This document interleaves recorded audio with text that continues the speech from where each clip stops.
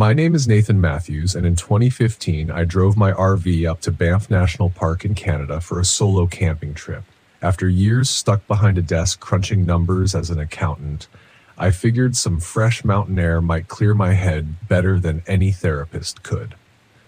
I arrived at the park in the early afternoon, the towering peaks of the Rockies casting long shadows over the winding roads. The crisp scent of pine filled the air, and I couldn't help but feel a surge of excitement. I'd always been more of an indoors guy. My idea of adventure was trying a new flavor of instant ramen, but something about this place made me feel alive. Finding a secluded spot by a tranquil lake, I parked the RV and set up camp. As I fumbled with the tent poles, I chuckled at myself. "Nathan, wilderness man," I muttered. "Next thing you know, you'll be wrestling bears." Though, given my scrawny frame, the only thing I'd be wrestling was a stubborn jar of peanut butter. As the sun dipped lower, I decided to explore a nearby trail. The path was quiet, except for the occasional rustling of wildlife. About a mile in, I spotted a small group of hikers heading my way. 2 men and a woman. They looked like they belonged on the cover of an outdoor magazine, rugged, confident, and not a hair out of place. "Hey there," one of the men greeted as we crossed paths. "Name's Lucas. This is Maya and Ben." "Nathan," I replied, shaking their hands. "First time up here? Any tips for a newbie camper?" Maya smiled. "Stick to the trails, don't feed the wildlife, and if you hear banjo music, run the other way." We all laughed. "Noted," I said. "Good to know deliverance jokes are universal." They continued on their way, and I felt a bit lighter having made some friendly contact.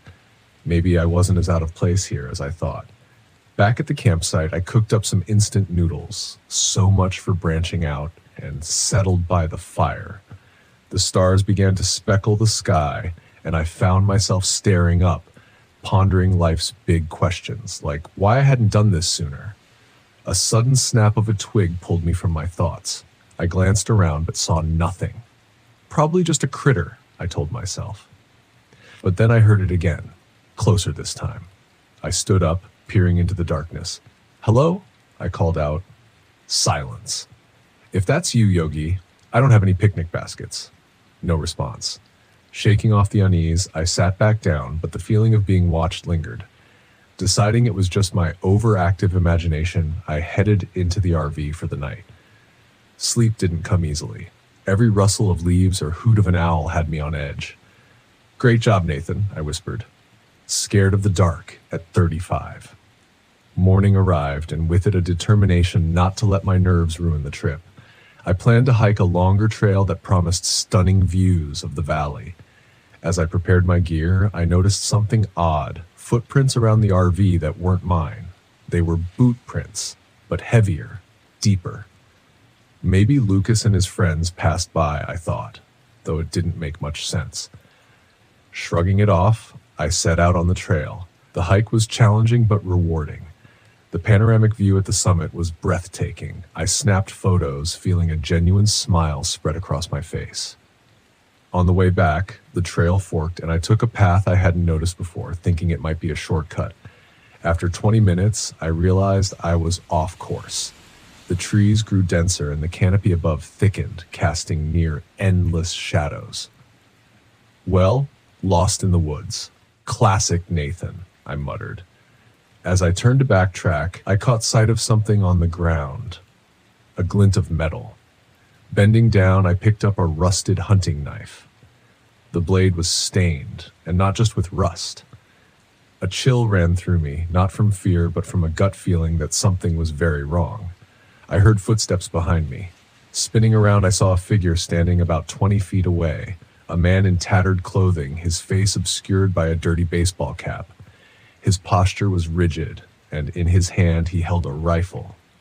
"Didn't mean to trespass," I said, forcing a smile. "Just a bit turned around." He didn't respond. Instead, he took a slow step forward. I noticed then that his clothes were smeared with what looked like dried mud. Or was it something else? "Are you okay?" I asked.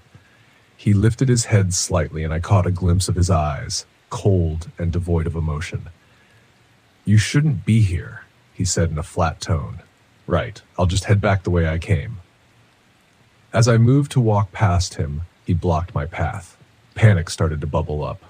Look, I don't want any trouble. He tilted his head. Trouble. Trouble finds everyone. Eventually. Without warning, he swung the butt of the rifle at me. I barely dodged, stumbling backward. Adrenaline surged through my veins. I turned and ran. Branches whipped against my face as I tore through the underbrush. I could hear his heavy footsteps behind me. Why is this happening? I thought, my lungs burning. Bursting into a clearing, I tripped over something and fell hard. Pushing myself up, I glanced back and felt my stomach drop. Protruding from the ground was a pale, lifeless hand. I scrambled away, horror gripping me. Nearby, partially covered by leaves, was the body of Ben, the hiker I had met the day before. His eyes stared blankly skyward, a gash visible across his throat. A sickening realization hit me. I had to get help. I forced myself to move, sprinting toward where I thought the main trail was. The forest seemed to close in around me, every direction looking the same. Behind me, the man's voice called out, sing-song and chilling. Come out, wherever you are. I spotted a small cave entrance ahead. Without thinking, I ducked inside, pressing myself against the cool stone. My breaths were ragged, heart pounding so loud I was sure he could hear it. Minutes passed.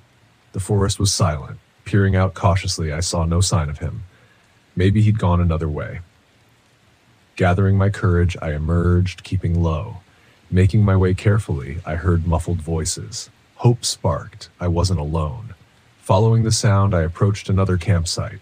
2 park rangers were there, discussing something over a map. Help, I whispered urgently, stepping into the open. They looked up, startled. Sir, are you all right? One of them asked. There's a man out here. He attacked me. He killed someone. Their expressions shifted to concern. Slow down. Tell us what happened. As I recounted the events, one ranger radioed for backup while the other stayed with me. We've had reports of missing hikers recently, he said grimly. Didn't think we'd find them like this. A rustling nearby snapped our attention. The man emerged from the trees, rifle aimed. Looks like we've got company, he sneered. Drop your weapon, the ranger commanded, drawing his handgun. The man fired first, hitting the ranger in the shoulder. Chaos erupted. The second ranger tackled me to the ground as more shots rang out. From my position, I saw the injured ranger fire back, hitting the assailant in the leg. The man stumbled but didn't go down.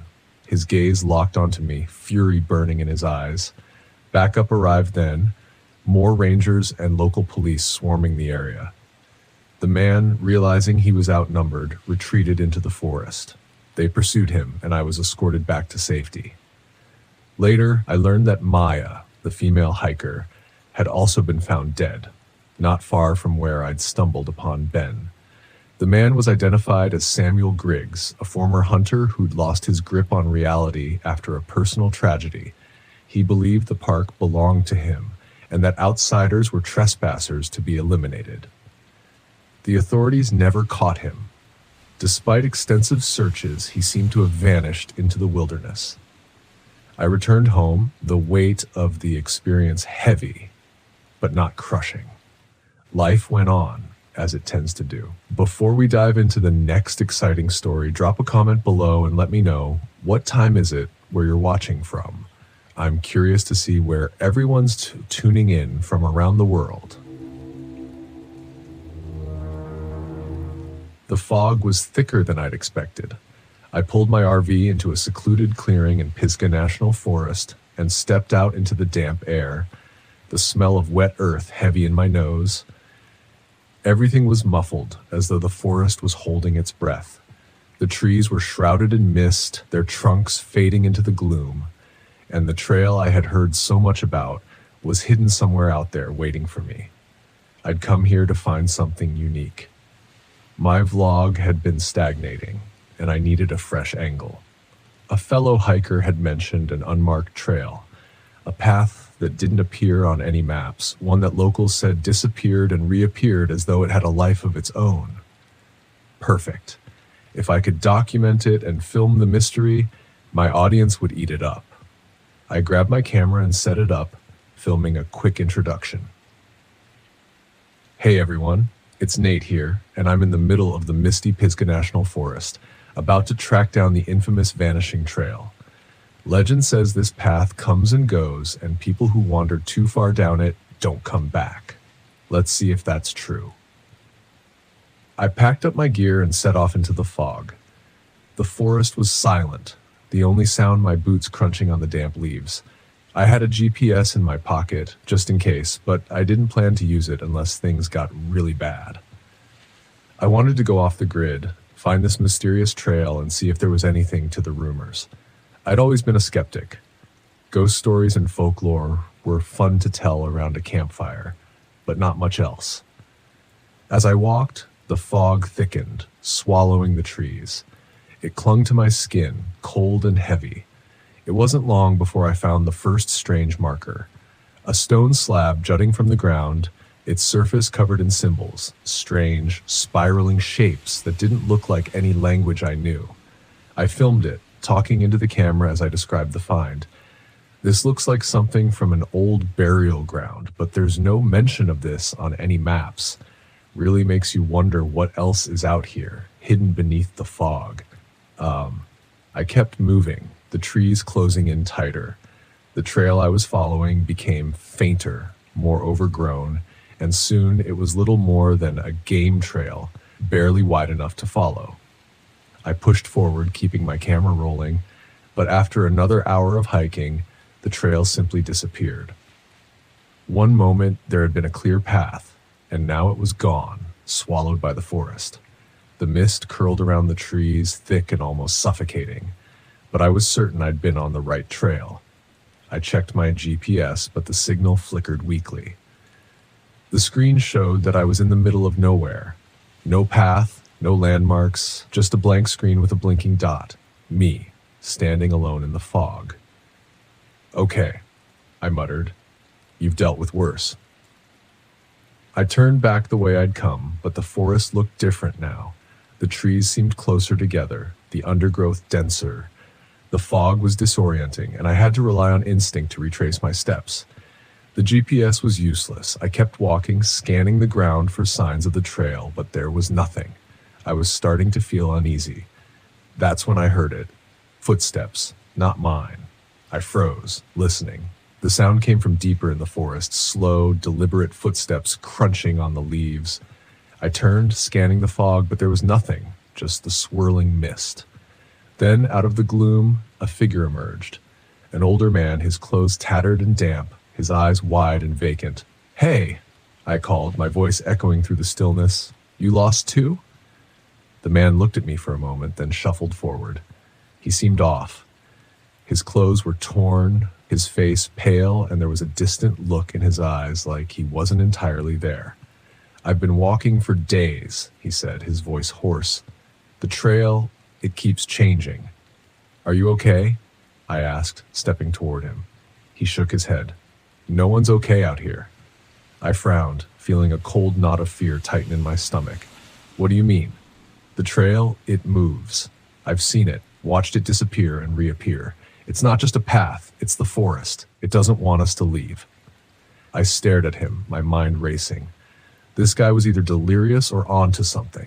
Either way, I didn't like the way he was talking. "Look," I said, pulling out my GPS. "We can find our way back." The man glanced at the GPS, then back at me. "It won't help. The forest is messing with it." I didn't believe him. I couldn't. I was a rational guy, and this was just a forest. I'd get us back to my RV, get him some help, and be done with it. But as we walked, things got stranger. The mist thickened, wrapping around the trees like a living thing. The forest seemed to shift with every step. What had been an open path a moment ago was now choked with brambles. When I looked back, the trees seemed to loom closer, twisting into unfamiliar shapes. The man, whose name I learned was Eli, grew more agitated with every passing minute. "It's watching us," he muttered. "It knows we're here." "Who's watching?" I asked, growing impatient. "The forest," he said, his voice barely a whisper. It's alive, and it's been here long before we were. I ignored him, focusing on the GPS, but even that was failing me. The screen flickered, the signal cutting in and out. At one point, it showed me standing on a clear path, but when I looked up, there was nothing but trees, thick, twisted trees that looked like they had grown there for centuries. We kept walking, the fog growing thicker, pressing in on us. The air felt heavy, almost suffocating, and then the whispers started. Faint at first, like the wind through the leaves, but then more distinct, voices calling out from the mist. Nate. I froze, my heart hammering in my chest. Did you hear that? I asked. Eli nodded, his eyes wide. It's calling us. The forest. I tried to shake it off, tell myself it was just the wind, but deep down I knew that wasn't true. The voice had spoken my name. We came across a backpack tangled in the branches of a tree high above our heads. It was old, covered in dirt and torn, but when I climbed up to retrieve it, I found fresh supplies inside. Water, food, like someone had packed it yesterday. I felt a chill run down my spine. How had it gotten there? Eli was growing more paranoid, his eyes darting around as though he expected the trees to come alive at any moment. We need to leave, he kept saying, before it's too late. We pushed forward, but no matter which direction we went, we ended up back where we started. The fog seemed to pulse with an unnatural energy, the whispers growing louder. Then, without warning, Eli was gone. I turned around and he was just gone. The forest had swallowed him whole without a sound. I called out his name, but there was no response, only the dense mist pressing in on me. Panic set in. I was alone, lost in a forest that didn't want me to leave. The GPS was useless and my camera was flickering, showing distorted footage of things I hadn't seen, shadows moving in the trees, figures lurking just out of sight. I started running, my breath coming in sharp gasps. The trees twisted and shifted around me, the fog so thick I couldn't see more than a few feet ahead. Every time I thought I'd found a way out, the forest closed in, trapping me in a maze of branches and brambles. The whispers were louder now, calling my name over and over. My camera caught glimpses of movement, dark figures moving through the mist, vanishing before I could focus on them. I didn't know what was real anymore. The forest seemed to warp around me, bending reality to its will. Then, just as suddenly as it had begun, the fog broke. I stumbled out of the trees and found myself back at my RV. The mist lingered at the edge of the forest, but it didn't follow. I didn't wait. I grabbed my keys, threw my gear into the RV, and drove off, my hands shaking on the wheel. I didn't stop until I was miles away, the forest a distant memory in the rearview mirror. Back home, I reviewed the footage. I expected to see the horror I'd witnessed, the proof of the vanishing trail and the strange shifting forest. But the videos showed nothing. The trail looked normal. The mist wasn't as thick, and Eli wasn't in the footage at all. It was like he'd never existed. I tried to tell myself it had been a bad trip, that my mind had played tricks on me. But deep down, I knew the truth. The forest had let me leave, but it hadn't forgotten me. And I had a feeling it was waiting, somewhere in the mist, for me to return. My name's Adam Patterson, and back in 2017, I decided to set out on what I thought was just going to be a peaceful camping trip. I'd rented an RV and was headed up to the Boundary Waters in Minnesota, one of the last real wilderness areas left in the Midwest. I'd just gone through a messy breakup, one of those the dog stays with me deals, and thought that getting into the thick of nature might clear my head. Of course, I thought I'd be on my own for a few days, doing nothing more than fishing, grilling, maybe reading a bad detective novel. I wasn't really prepared for anything out of the ordinary. I mean, who would be? So there I was, parked at a site that was basically as far out as my RV could take me. Not a single soul in sight. Just me and the trees pressing close, the smell of pine and the sound of wind rushing through thick branches. I had my own little campfire going, cooking a half-burned hot dog and poking at the coals with a stick. The campsite was wedged between a rock face and a narrow trail that led into a small valley. The only access road was a twisting, barely there dirt path, something you'd need four-wheel drive just to crawl through, which was exactly why I had chosen it. I figured it would be a nice, quiet evening, maybe even boring. Around dusk, though, I heard something in the distance. At first, I brushed it off as a deer or some animal rustling in the brush, but it got louder. It was the kind of sound that sticks in your gut because it's too out of place. Not the typical crunch or snap of branches you'd expect, but something else, something heavier and somehow purposeful. I tried to laugh it off, muttering something dumb to myself like, "All right, Bigfoot, don't make me come over there." But the noise kept going, each crunch louder, closer, then silence. The kind of silence where you feel like the whole world's holding its breath. Out of nowhere, a man just walked right into my camp, as if he belonged there. No warning, no hello. Just there he was, tall, wiry, with a face that looked like it had been whittled out of driftwood. He wore an old military jacket, camo pants, and heavy black boots caked in dried mud. His hair hung down like dirty straw, and there was something off about him. The way he stood too still, staring right at me with this dead expression, like he'd seen the worst things imaginable and carried them with him. "Got any spare firewood?" he asked, his voice low and scratchy, barely above a whisper. I don't know why, but my instinct was to play it cool.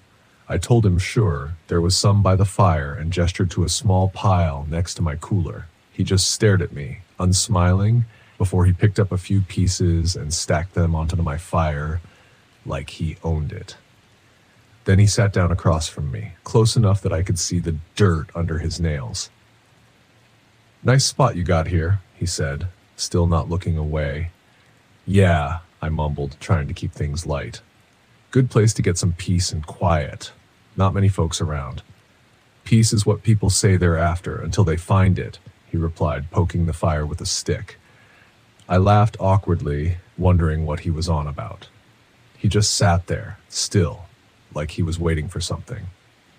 After a few more minutes of awkward silence, I tried to steer the conversation back to normal, asking if he was camping nearby.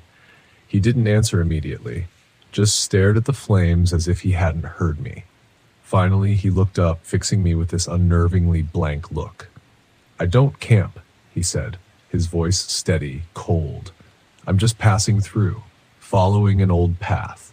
It was at that point I started feeling like I might have made a mistake coming up here alone. This guy, whoever he was, didn't seem like someone who'd gotten lost on a weekend getaway. He felt intentional, the way he just sat there, his words dripping out slow, his gaze dark and unblinking. I cleared my throat, trying to break the spell. "Well, I'm heading out tomorrow anyway. Got to get back to civilization, right?" I said, forcing a laugh. The man didn't blink. "You sure about that?" Now here's the thing. I was getting uncomfortable, but I didn't want to look like I was afraid of him, especially when we were miles from anyone who would hear me if I yelled. Instead, I tried to play it off, leaning back in my chair and cracking another cheap joke about Bigfoot. But the man didn't laugh. He just kept staring at me, his gaze sharpening as if he was sizing me up. Then he asked, "You ever feel like something's watching you out here?" "Not really," I lied, though by now my skin was crawling. I shrugged and took a long sip from my bottle, hoping he'd take the hint and move along, but he didn't. Instead, he leaned in, his voice barely a whisper. "They come out at night, you know, the quiet ones, the ones who don't belong anywhere else. You don't see them, but they see you. They know when you're alone." I tried to keep my face neutral, though inside every instinct I had was screaming at me to get away. But what was I going to do? Just get up and walk into the trees with him sitting right there. So I sat there, trapped, my mind racing, waiting for him to give up and go. Eventually, he stood up and I felt this rush of relief, until he looked down at me and said, "Careful, not everything that goes into the woods comes back out." With that, he turned and walked off, disappearing down the path toward the valley. For a few minutes, I just sat there, feeling a strange mix of relief and disbelief. I kept telling myself that he was just some weirdo, that I'd laugh about it later. But as the night wore on, I couldn't shake the feeling that I wasn't alone. Every sound, every whisper of leaves felt like it had a purpose, like it was waiting for me to let my guard down. Sometime around midnight, I heard the noise again, louder this time. I got up, grabbed my flashlight, and scanned the area. Nothing but shadows. I almost convinced myself it was all in my head until I caught a flash of movement out of the corner of my eye. Someone ducking behind a tree. I yelled out, "Who's there?" hoping I sounded more intimidating than I felt. No answer.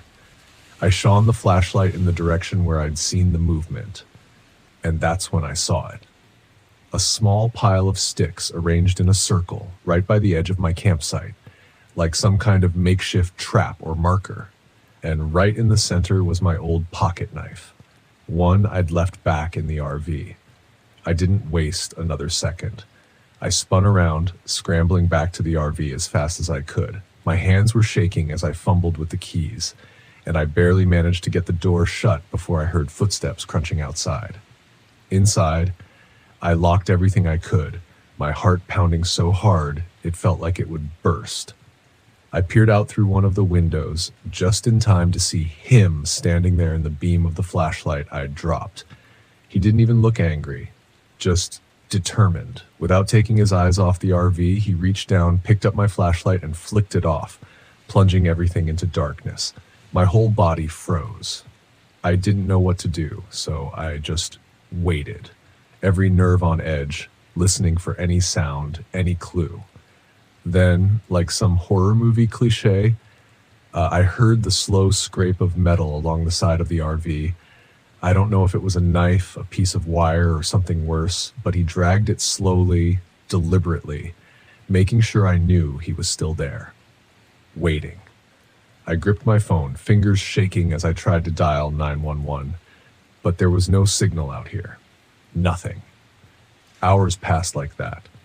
Every now and then he'd make another sound, tapping on the window, scraping along the walls, or whispering something I couldn't quite make out, just loud enough to keep me alert, just quiet enough to keep me guessing. Then, as dawn started to break, I finally worked up the courage to peek outside. He was gone. Or, at least, I thought he was. The campsite was dead. Dead quiet. Like he'd never been there at all. But the ground around my RV was littered with sticks, broken branches, and strange little symbols carved into the dirt. Right by my door, he'd left a note, scrawled on a scrap of bark, a final parting gift. The note was simple. Not everything that goes into the woods comes back out. Remember that. I didn't waste any more time. I threw everything I could grab into the RV, fired up the engine, and got out of there, without looking back. I wasn't supposed to be here, not really, not in this forest, not sitting in this RV, staring at the tall trees outside, wondering if this trip would be my last. Gifford-Pinchot National Forest had been Karen's idea years ago. She had this way of looking at the world, seeing the beauty in everything. She wanted to camp here, hike the trails, soak in the stillness of the ancient trees. I didn't get it then, too caught up in work, too busy to care.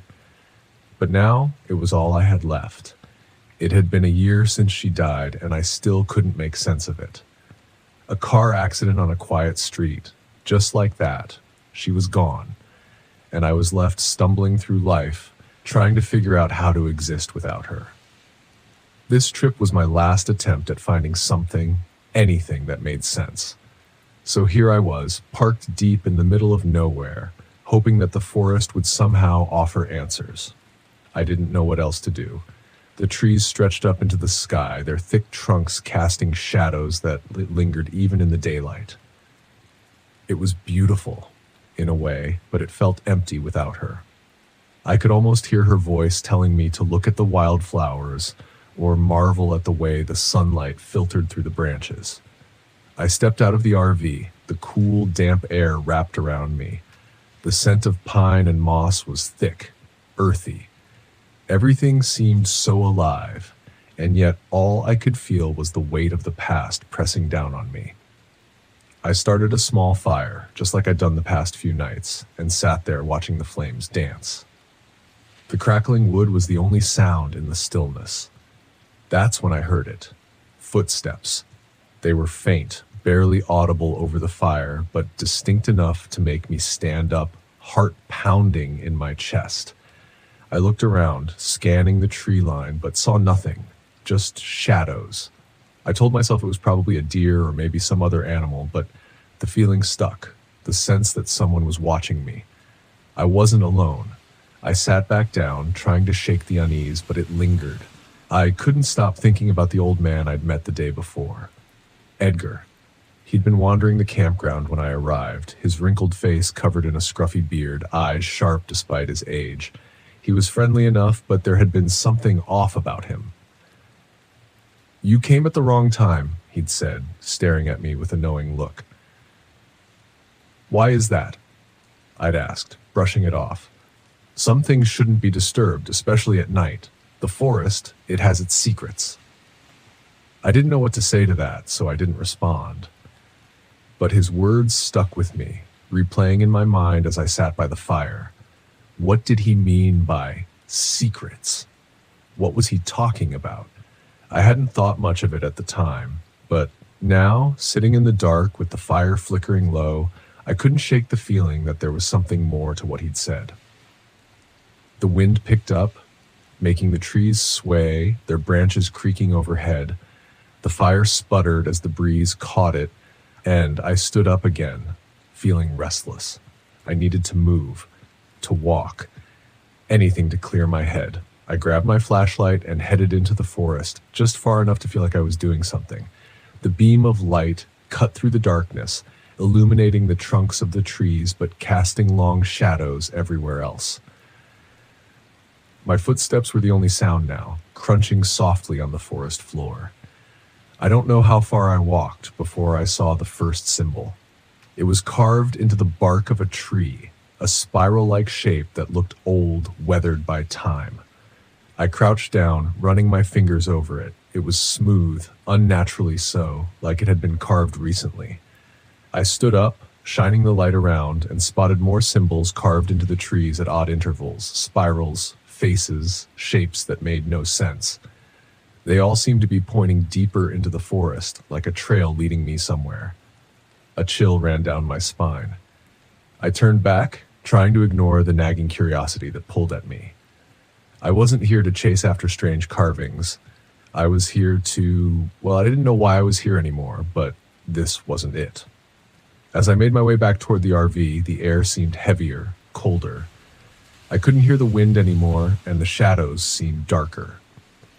The feeling that I was being watched returned, stronger this time, like someone, or something, was following me. My pulse quickened, and I picked up the pace, glancing over my shoulder every few steps. Nothing, just trees and shadows. When I reached the RV, I let out a breath I hadn't realized I was holding. The fire had gone out, leaving nothing but smoldering embers. I climbed inside, locked the door behind me, and sat on the edge of the bed, heart still racing. I was just tired. That's all it was. The grief, the isolation, it was messing with my head. I hadn't been sleeping well, and the loneliness had a way of playing tricks on the mind. At least, that's what I told myself. The next morning, I met Leah. She was hiking near the campground, a pack slung over her shoulders, looking every bit the confident outdoors woman. She was friendly, outgoing, and struck up a conversation with me as soon as we crossed paths. "You camping out here alone?" she asked, her voice light, casual. I nodded. "Yeah, needed some time away, I guess." "I get that," she said, smiling. "This place is something else. It's beautiful, but it can get a little weird at night, don't you think?" I paused, remembering the footsteps, the carvings, Edgar's warnings. "Weird?" I asked. How strange it can feel out here after dark. Just stories, old legends. You know how it is with places like this. Every forest has its ghost stories. I tried to keep my tone neutral, but the unease from the night before still lingered. She smiled again, but this time there was something in her eyes, like she knew more than she was letting on. "Just be careful. It's easy to get lost out here," she said. With that, she waved and continued down the trail, disappearing into the trees. I watched her go, wondering if I should have said more, asked her what she meant, but I didn't. I spent the rest of the day at camp trying to relax, but the sense of unease only grew stronger. That night, as I sat by the fire again, I couldn't stop thinking about the symbols. They'd seemed so deliberate, so purposeful, like someone or something was trying to lead me deeper into the woods. And then the footsteps returned. This time, they were louder, closer. I stood up, shining my flashlight toward the trees, but saw nothing, just shadows. But the footsteps didn't stop. They circled the RV, slow, deliberate, crunching on the forest floor. My throat tightened as I strained to listen, my heart hammering in my chest. "Who's there?" I called out, but the footsteps didn't answer. Instead, they stopped. Dead silence. I backed toward the RV, fumbling for the door when I saw it. Movement, just at the edge of the trees. A figure, tall, thin, barely visible in the darkness. I blinked, and it was gone. I bolted inside, slamming the door behind me, my breath coming in short gasps. What the hell was happening? I sat there for hours, staring at the door, waiting for something to happen, but nothing did. The next morning, Leah was gone. Her tent was still there, her pack sitting neatly outside, but she was nowhere to be found. I searched the area, calling her name, but the forest was silent. It didn't make sense. People didn't just vanish like that, not without a trace. I thought about Edgar, about the stories he'd told, the forgotten one, he'd called it. A legend about a man who'd wandered too far into the forest, losing himself until he became part of the land itself. Now, they said he lured others to join him, preying on their grief, their loneliness, until they disappeared too. I didn't believe it. I couldn't. But Leah was gone, and the symbols were still there, etched into the trees like a warning or an invitation. The footsteps returned that night, and this time I knew what they wanted. I could hear her voice, Karen's voice, calling to me from the trees. Soft, loving, like she was right there, waiting for me. "Derek," she whispered, "come find me." My heart ached, torn between the impossible and the undeniable. I knew it wasn't real. I knew it, but I wanted to believe it was. I stepped outside. The cold air bit at my skin. The forest was dark, silent, but the voice was there, guiding me. I walked toward the trees, my feet moving on their own, drawn by the sound of her voice. "Derek," she called again. "Don't leave me." I stopped at the edge of the woods, staring into the darkness. I could see her now, just beyond the first row of trees, her face, her smile. She was there, waiting for me. But something was wrong. The shadows around her shifted, twisting like they were alive. Her eyes, once warm and familiar, were hollow, empty. I took a step back, the spell breaking. This wasn't Karen. I turned and ran back to the RV, back to safety. The forest seemed to close in around me, the trees pressing in as the voice grew louder, angrier. I slammed the door behind me, heart pounding, breath coming in ragged gasps. I could still hear her screaming my name from the trees, but I didn't go back. I couldn't. I left Gifford Pinchot the next morning, the RV's engine sputtering to life as I drove away. I didn't look back. I didn't need to. The forest had its secrets. I wasn't meant to know them. And whatever it was out there, whatever the forgotten one truly was, it would stay there, waiting for someone else. I'm Jerry Bryant, and back in 2020, I took my RV up to the Kenai Peninsula in Alaska for a much-needed escape. I'd been burning the candle at both ends at my software job, and I figured some fresh air and solitude would do me good. After years behind a desk, the call of the wild was too strong to ignore. I packed my gear, said goodbye to the concrete jungle, and hit the open road. The drive was breathtaking. Towering mountains, endless forests, and the kind of silence you can only find miles away from civilization. I settled at a secluded spot near Seward, close to the Kenai Fjords National Park. The locals were friendly enough, though they gave me curious looks when I mentioned camping alone. One guy at a gas station chuckled and said, "You must really like your own company." "Better than some others I've kept," I quipped back, earning a hearty laugh. After setting up camp, I decided to explore a nearby trail. The air was crisp, and the scent of pine was a welcome change from exhaust fumes and takeout. As I walked, I couldn't help but think I might finally write that novel I'd always talked about.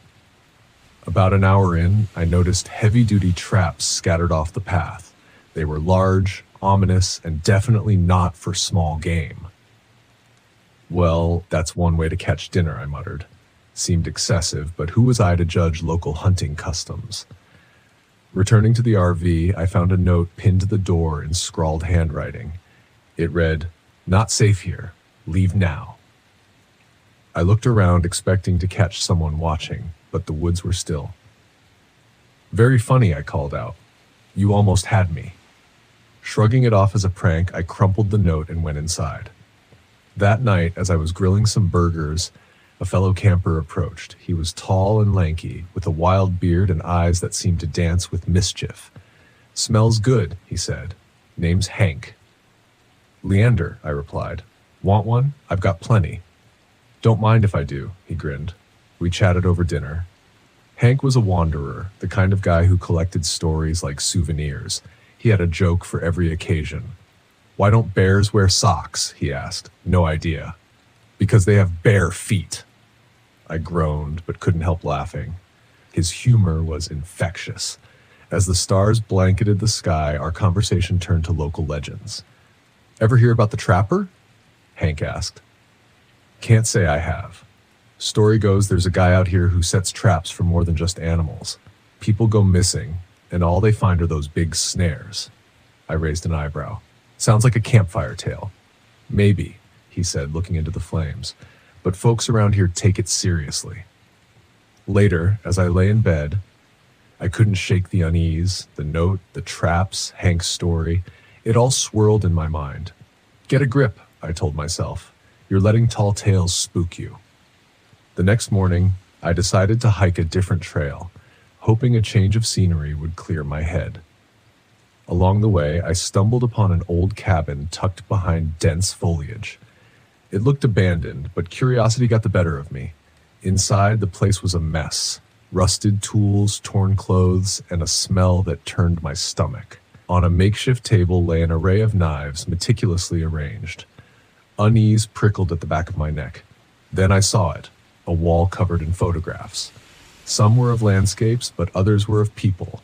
Campers, hikers, all looking unsuspecting. My heart pounded as I recognized a couple from a missing persons poster I'd seen in town. A floorboard creaked behind me. I spun around to see Victor, a man I'd briefly met at the fishing spot the day before. Tall, muscular, with a piercing gaze that pinned me in place. "Lost?" he asked, a cold smile tugging at his lips. "Just exploring," I managed to say. "Didn't mean to trespass." He stepped closer. "Not many folks come this way." "Yeah, well, I'll be heading back now." As I moved to pass him, he blocked my path. "You shouldn't have come here." Panic surged. Without thinking, I bolted past him, knocking over a chair. He grabbed at me, but I slipped free and darted into the woods. Branches whipped at my face as I ran. The sound of his footsteps closed in behind. My lungs burned, but adrenaline pushed me forward. I could hear him cursing, yelling that I couldn't hide. Bursting into a clearing, I nearly collided with Hank. "Whoa, what's going on?" he exclaimed. "Victor, he's after me. He's..." A shot rang out, splintering a tree nearby. "Move," Hank shouted. We sprinted toward the campground. Other campers stared as we raced by, confusion turning to alarm as Victor emerged, rifle in hand. "Someone call the cops!" I yelled. Victor stopped at the edge of the camp, glaring before disappearing back into the woods. The sheriff arrived a half hour later. We recounted everything: the traps, the cabin, the photos. The sheriff sighed. Victor Daniels has been a thorn in our side for a while. Former wildlife biologist who went off the deep end after losing his job. He's dangerous, Hank insisted. You need to arrest him. We'll look into it, the sheriff said, but his tone was dismissive. Frustrated, we decided to take matters into our own hands. Probably not the smartest move, but fear does funny things. That evening, Hank and I armed ourselves with bear spray and a flare gun. Better than nothing. We planned to gather evidence to force the authorities to act. Back at the cabin, the door was ajar. Inside, the space was eerily quiet. The wall of photos was gone. He cleared out, I whispered. A floorboard creaked. Before we could react, the lights went out. Welcome back, Victor's voice echoed. A blinding flashlight beam pinned us. Hank raised the bear spray, but a heavy object struck his hand, sending the canister flying. City boys think they can survive out here, Victor taunted. I fumbled for the flare gun. In the darkness, I couldn't see him, but I could hear his footsteps circling us. Why are you doing this? I demanded. He laughed. Survival of the fittest. Only the strong deserve to roam free.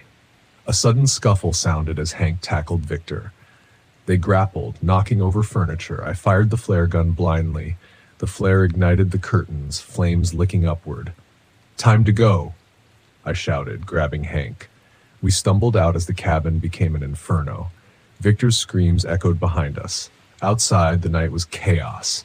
The fire illuminated the forest, and the distant wail of sirens signaled that someone had finally called for help. The authorities arrived to a scene of devastation. They recovered a body from the wreckage, burned beyond recognition. In the days that followed, evidence emerged linking Victor to multiple disappearances. His twisted ideology was rooted in a manifesto they found in the ashes, detailing his belief that modern society had weakened humanity. Hank and I parted ways soon after. He headed north, always chasing the next adventure. Before he left, he handed me a book. What's this? I asked. Journal I found at the cabin, he said. Figured you might want to read it. I flipped through the pages, Victor's ramblings, plans, and sketches of traps. Thanks, I said. Stay safe out there. Always do, he replied with a wink. Back home, I couldn't shake the experience. I delved into research about Victor Daniels. He'd been a respected scientist once, studying predator behaviors. After budget cuts ended his project, he'd vanished, re-emerging as a predator himself. In the end, he became the very thing he'd studied. A reminder that sometimes the most dangerous animals walk on two legs. I returned to my routine, but with a newfound appreciation for the mundane. The wilderness was beautiful, but I'd had enough adventure to last a lifetime. As a friend once joked, maybe next time try a staycation. Guess he had a point.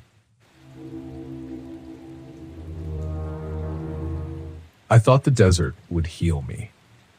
Red Rock Canyon was supposed to be a place to clear my head, to sit in silence and let the vast empty land take away the chaos of the last few months. I'd lost everything.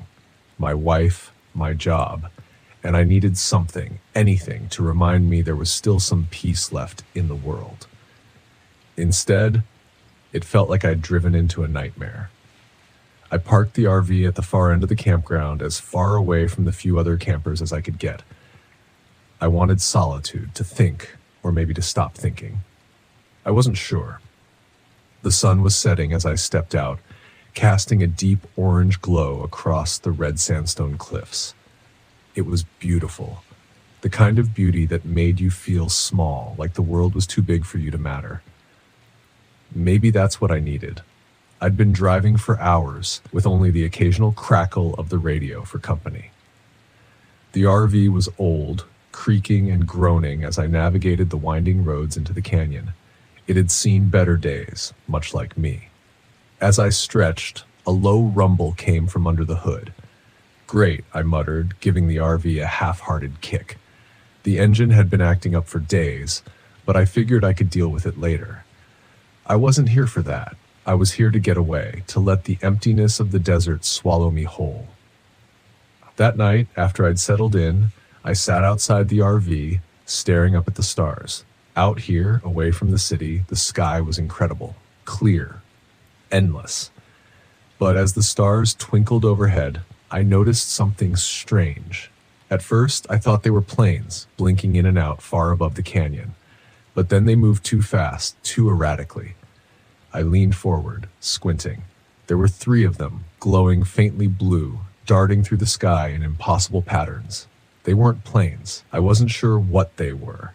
I stood up, straining my neck to follow their path as they circled overhead. They blinked off one by one, and the desert was silent again. Just stars, I told myself, even though I knew it wasn't true. The next morning, I woke up to find the RV's battery almost dead. My phone, which I'd left charging overnight, hadn't gained a single bar. I tried turning the engine over, but all I got was a dull click. My chest tightened. Being stranded in the middle of the desert wasn't part of the plan. I had enough food and water for a few days, sure, but the isolation was starting to feel less like a retreat and more like a trap. Milo's RV was parked a few spots down, his beat-up RV sitting in the shade of a large rock formation. He waved me over as I stepped out of mine, a wide grin on his sunburned face. "Morning," he called. "Beautiful day, huh?" I forced a smile. "Yeah, sure. Hey, you wouldn't happen to have jumper cables, would you?" Milo scratched his scruffy chin, then shook his head. "Sorry, friend, but I can give you a ride into town later if you need help. It's not too far." I thanked him, but something about Milo unsettled me. Maybe it was how relaxed he seemed, like this place wasn't bothering him at all.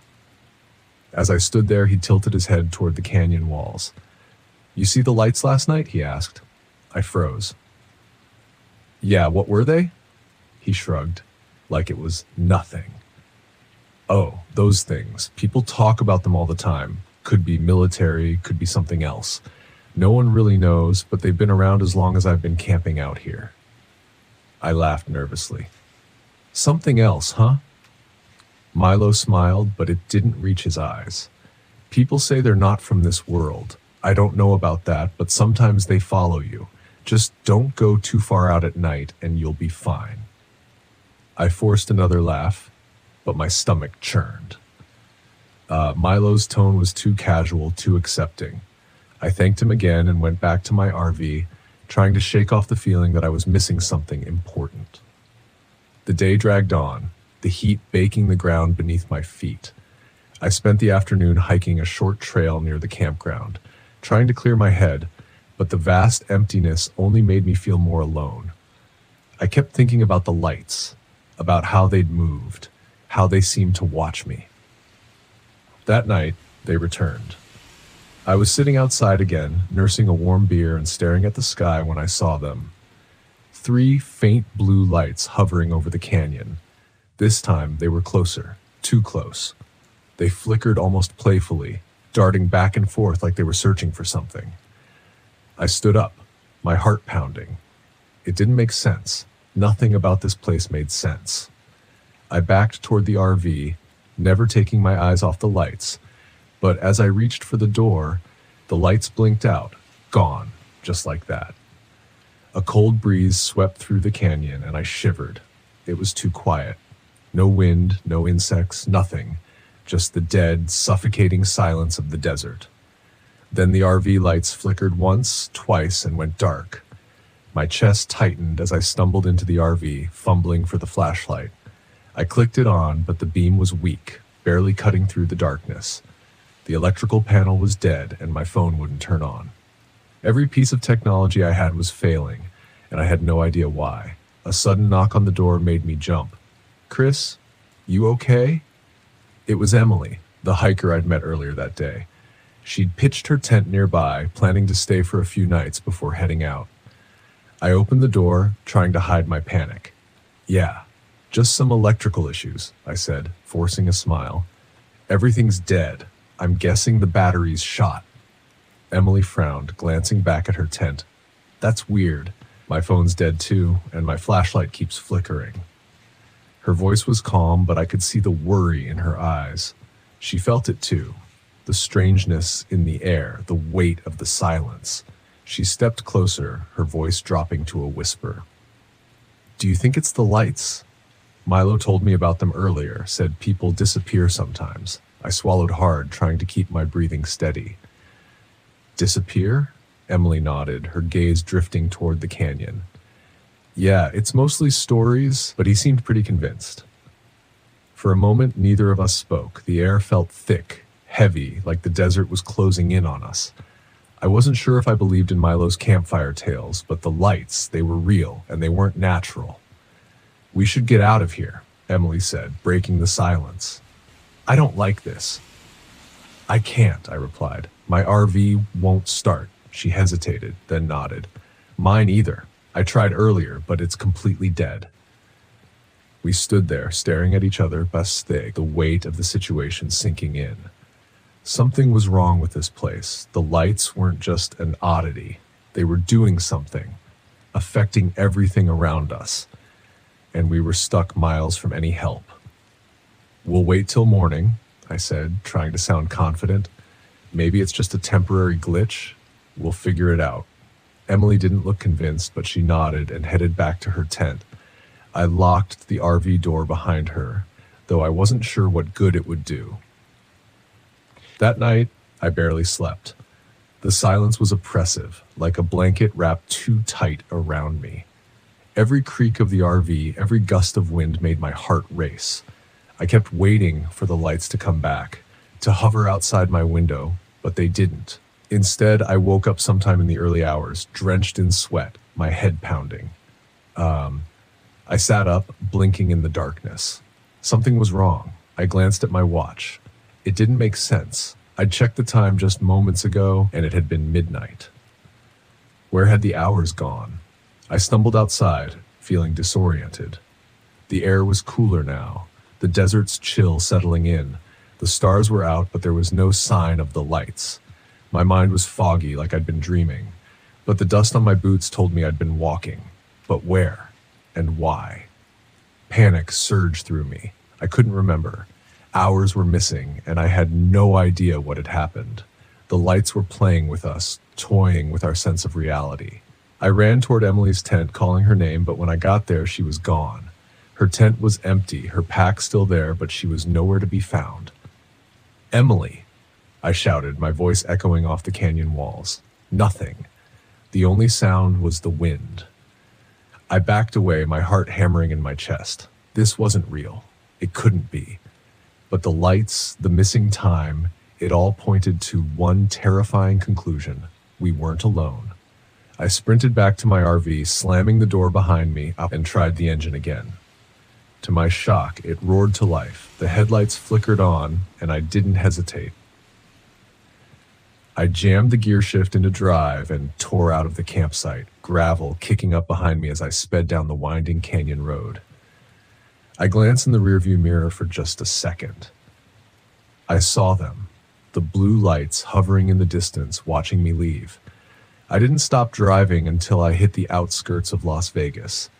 The neon lights of the city felt like a lifeline. But even then, as I pulled into a gas station, my hands shaking, I couldn't shake the feeling that the lights were still out there, waiting. And I wasn't sure if I'd really escaped at all. My name is Dennis Sanders, and back in 2014, I took my RV up to Wrangell St. Elias National Park in Alaska. I figured a solo trip into the wild would be the perfect antidote to my cubicle-induced claustrophobia. Plus, after burning yet another batch of spaghetti at home, I thought maybe the wilderness would help me find my inner Bear Grylls, or at least teach me how not to set off the smoke alarm. I arrived at the park on a crisp August morning. The air was so fresh it felt like nature's version of a deep breath. I parked my RV in a secluded spot near a glacial stream, thinking I'd found my own little slice of paradise. The only neighbors I had were towering pines and the occasional moose, who looked at me like I was the intruder, which, to be fair, I was. After setting up camp, I decided to explore the surroundings, armed with a map, a compass I pretended to know how to use, and a trail mix that was 90% chocolate. I ventured into the forest. The serenity was overwhelming. For once, the only notifications I heard were birds chirping and leaves rustling. It was a far cry from the constant ping of IMs back home. About an hour into my hike, I stumbled upon a small, weathered cabin nestled between the trees. It looked abandoned, with ivy crawling up the sides and windows clouded by dust. Curiosity got the better of me. I thought, why not take a peek? After all, what's the worst that could happen? Famous last words, I know. The door creaked loudly as I pushed it open, revealing a single-room interior cluttered with old furniture and hunting gear. Animal traps, fishing rods, and a wall adorned with antlers suggested that whoever lived here was serious about off-the-grid living, or just had a very specific decorating style. On a dusty table lay a journal. The pages were filled with scribbled notes and sketches of the surrounding area. One entry caught my eye. August 12th, spotted another hiker today. Must be cautious. Can't let anyone find out. That was yesterday's date. A chill settled in my gut.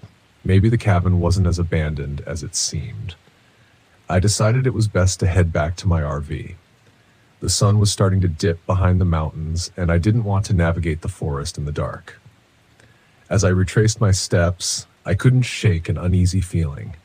Every snapped twig and rustling leaf set my nerves on edge. I told myself I was being paranoid, perhaps a side effect of too many late-night horror movies and bad campfire stories. Back at the campsite, I cooked dinner over the fire, a culinary masterpiece of canned beans and slightly burnt sausages.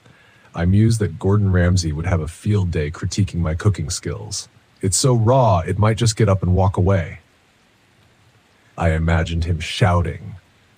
I chuckled into the night, the sound echoing among the trees. To lighten the mood further, I started telling jokes to myself. Why don't scientists trust atoms? Because they make up everything. I laughed, appreciating my own terrible sense of humor. It was just me in the wilderness, and I was determined to enjoy every minute. Just as I was considering turning in for the night, I heard a noise. A faint rustling coming from the edge of the clearing. Probably just an animal, I thought. Alaska is full of wildlife. Then I heard it again, louder this time, accompanied by the unmistakable crunch of footsteps on dry leaves. Human footsteps. Who's there? I called out, trying to sound more confident than I felt. Silence. I grabbed my flashlight and shone it toward the tree line. For a moment, I thought I saw a shadow dart between the trees. My heart began to race. Maybe it was another camper, or perhaps my mind was playing tricks on me. Deciding that sitting outside made me feel too exposed, I retreated into the RV and locked the door. I felt a bit silly for being spooked, but better safe than sorry. I settled into bed, convincing myself that a good night's sleep would put everything into perspective. I woke abruptly to a loud thud against the side of the RV. My pulse quickened. That was no falling branch. I listened intently, straining to hear any other sounds. Then came another thud, harder this time, causing the RV to sway slightly. I quietly got out of bed and reached for the small kitchen knife I'd used earlier. Not exactly a weapon of choice, but it was better than nothing. I crept toward the window and peeked out, but the darkness revealed nothing. Suddenly, the RV's door handle jiggled. Someone was trying to get in. Panic surged through me. "Hey, who's out there?" I shouted, hoping to deter whoever it was. The jiggling stopped, momentarily, only to resume more aggressively. I had to think fast. My phone had no signal, so calling for help was out of the question. Then I remembered the flare gun stowed away in a cabinet, a safety precaution I never thought I'd need. I grabbed it and positioned myself facing the door. "Leave now or I'll shoot," I warned. The handle stopped moving. Silence enveloped the RV. Just when I thought it might be over, a heavy object slammed against the door, cracking the frame. I fired the flare gun at the door, the bright light illuminating the interior in a flash of red. The impact startled the intruder, and I heard footsteps retreating into the woods. Breathing heavily, I waited for any sign of return. Minutes passed like hours. When everything remained quiet, I dared to hope that it was over. Sleep was out of the question, so I sat vigil until dawn, clutching the kitchen knife with a white-knuckled grip. As the first light seeped through the windows, I decided to step outside and assess the damage. The door was splintered, hanging ajar from its hinges. On the ground lay a heavy piece of timber, likely used to batter the door. But what caught my attention was a symbol carved into the wood, a crude drawing of an eye with a slash through it. I snapped a photo with my phone, thinking it might be useful evidence. Just then I heard voices in the distance, multiple people talking and laughing. Relief washed over me. Other campers, perhaps? I headed toward the sound, hoping to find help. As I approached, I realized the voices were coming from a small group gathered around a makeshift campsite. They were an odd bunch, dressed in ragged clothes, their faces smudged with dirt. They fell silent as soon as they noticed me. "Morning," I said cautiously. "Did you folks happen to see anyone around here last night?" One of them, a tall man with a tangled beard, stepped forward. "No one but us out here," he replied, his gaze steady and unblinking. I noticed something unsettling. The same symbol from the timber was tattooed on his forearm. "Interesting tattoo," I remarked, trying to keep my tone light. He glanced at his arm. "It's more than a tattoo," he said. "Right. Well, if you see anyone suspicious, let me know. Someone tried to break into my RV last night." He gave a faint smile. "The forest doesn't take kindly to trespassers." I decided it was time to leave. "All right then. Have a good day." I turned to walk away, feeling their eyes on my back like a physical weight. As I hurried back to my RV, I couldn't shake the feeling that I'd stumbled into something dangerous. I resolved to pack up and get out of there as fast as possible. When I returned, I found my RV ransacked. Drawers were pulled out, belongings scattered, and the words "Leave now" were scrawled across the wall in what looked like charcoal. My heart pounded in my chest. This was no longer just a creepy encounter. It was a direct threat. I gathered what I could and started the engine. As I drove down the dirt road leading out of the park, I caught sight of something in the rearview mirror. The group from earlier, standing in the middle of the road, watching me leave. Just when I thought I was safe, a loud bang echoed from the side of the RV. The vehicle lurched, and I struggled to keep it on the road. I looked out the window to see one of my tires blown out. I cursed under my breath and pulled over to assess the damage. The tire was shredded, and upon closer inspection, I found a makeshift spike strip embedded with nails lying nearby. This was deliberate. Out of nowhere, a figure tackled me, knocking me to the ground. It was the bearded man from the campsite. He held a knife, his eyes wild with intent. We grappled, adrenaline fueling my movements. He slashed at me, grazing my arm. "Why are you doing this?" I shouted, dodging another attack. "Outsiders aren't welcome here," he snarled. I kicked at his knee, causing him to stumble. Seizing the opportunity, I scrambled back toward the RV. Another member of the group appeared, blocking my path. She swung a metal pipe at me. I ducked, and it smashed into the RV's side mirror. Desperate, I remembered the flare gun still tucked into my belt. I pulled it out and aimed it at them. "Back off!" They hesitated, eyeing the weapon. The woman sneered. "That toy won't save you." She advanced, and without thinking, I fired. The flare struck her shoulder, igniting her clothes. She screamed, dropping to the ground to extinguish the flames. The bearded man charged at me in a rage. I sidestepped, causing him to crash into the side of the RV. The impact dazed him. I took the chance to climb into the driver's seat and slammed the door shut. I started the engine. Despite the flat tire, the RV lurched forward, grinding against the road. I didn't care. I just needed to get away. As I sped down the rough path, the vehicle shook violently. The other tires threatened to give out, but I pushed on. In the distance, I saw a ranger station. Relief flooded over me. I pulled up haphazardly, honking the horn wildly. A park ranger emerged, alarmed by the sight of my battered RV and my disheveled state. "Please, I need help," I shouted. He approached cautiously. "Calm down, sir. What's going on?" A group of people attacked me. They're back there, sabotaging the road and attacking campers. His expression grew serious. "Did you say a group?" "Yes. They tried to break into my RV last night and attacked me on the road." He radioed for backup. "You're lucky you made it here. We've had reports of a cult operating in the remote areas of the park." "A cult? They're hostile to outsiders. We've been trying to track them down." Another ranger arrived. They escorted me inside and tended to my wounds. I gave a full account of what happened, showing them the photo of the symbol and describing the attackers. Over the next few hours, law enforcement combed the area. They found the spike strip and evidence of the group's campsite, but the cult members had disappeared. I was advised to stay in town until they could ensure the area was safe. They arranged for my RV to be repaired, and I checked into a local motel. At the motel, the receptionist looked up as I approached the desk. "Rough day?" she asked, eyeing my torn sleeve and bandaged arm. "You could say that," I replied. "I've had better Mondays. At least I didn't have to sit through a budget meeting."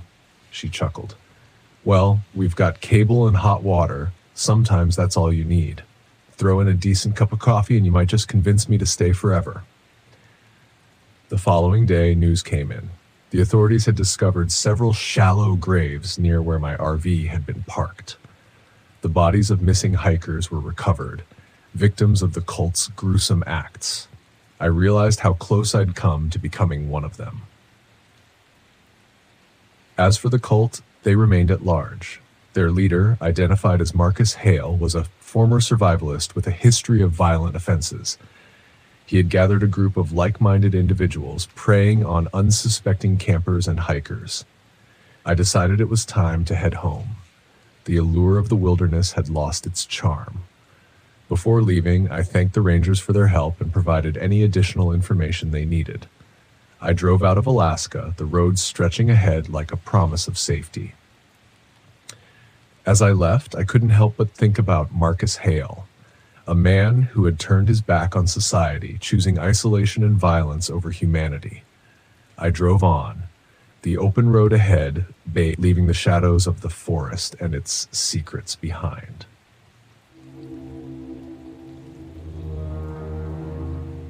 Six months. 6 whole months without touching a drop. I should have been proud, right? But sitting alone in this RV deep in the Great Smoky Mountains, I didn't feel proud. I felt restless, empty, even the kind of empty that creeps up on you, settling in your bones when there's nothing but the sound of your own thoughts bouncing around your skull. This trip was supposed to be a celebration, a gift to myself for staying clean. I thought the solitude would help me clear my head, maybe give me some perspective. The Smokies had always been a place of peace for me. My dad used to take me camping here when I was a kid, back when life was simple, before the bottle got its hooks into me. I pulled out my phone, flicking through pictures of those old trips. My thumb hesitated over the last photo of my dad and me standing by a roaring campfire. That was before everything went to hell, before the drinking became my escape from everything I couldn't face. The phone buzzed, pulling me back to the present. It was my brother, Jake, checking in as usual. "Hey man," he said when I answered. "How's the trip? You hanging in there?" Jake was always the responsible one. Clean cut, married with kids, a steady job. He'd been my lifeline after the wreckage of my addiction. I owed him more than I could ever repay. "Yeah, it's good," I lied. "Just me and the trees, peaceful." "You staying out of trouble?" I chuckled. "I'm not exactly near any temptations out here," I said. I didn't tell him about the bottle I'd brought it with me. It sat in the back of the RV, unopened but still there, just in case. A cruel comfort. I'd stared at it more than once already, the amber liquid calling to me in the quiet. "Good to hear. Jake said, though I could hear the doubt in his voice. Just keep your head straight, all right?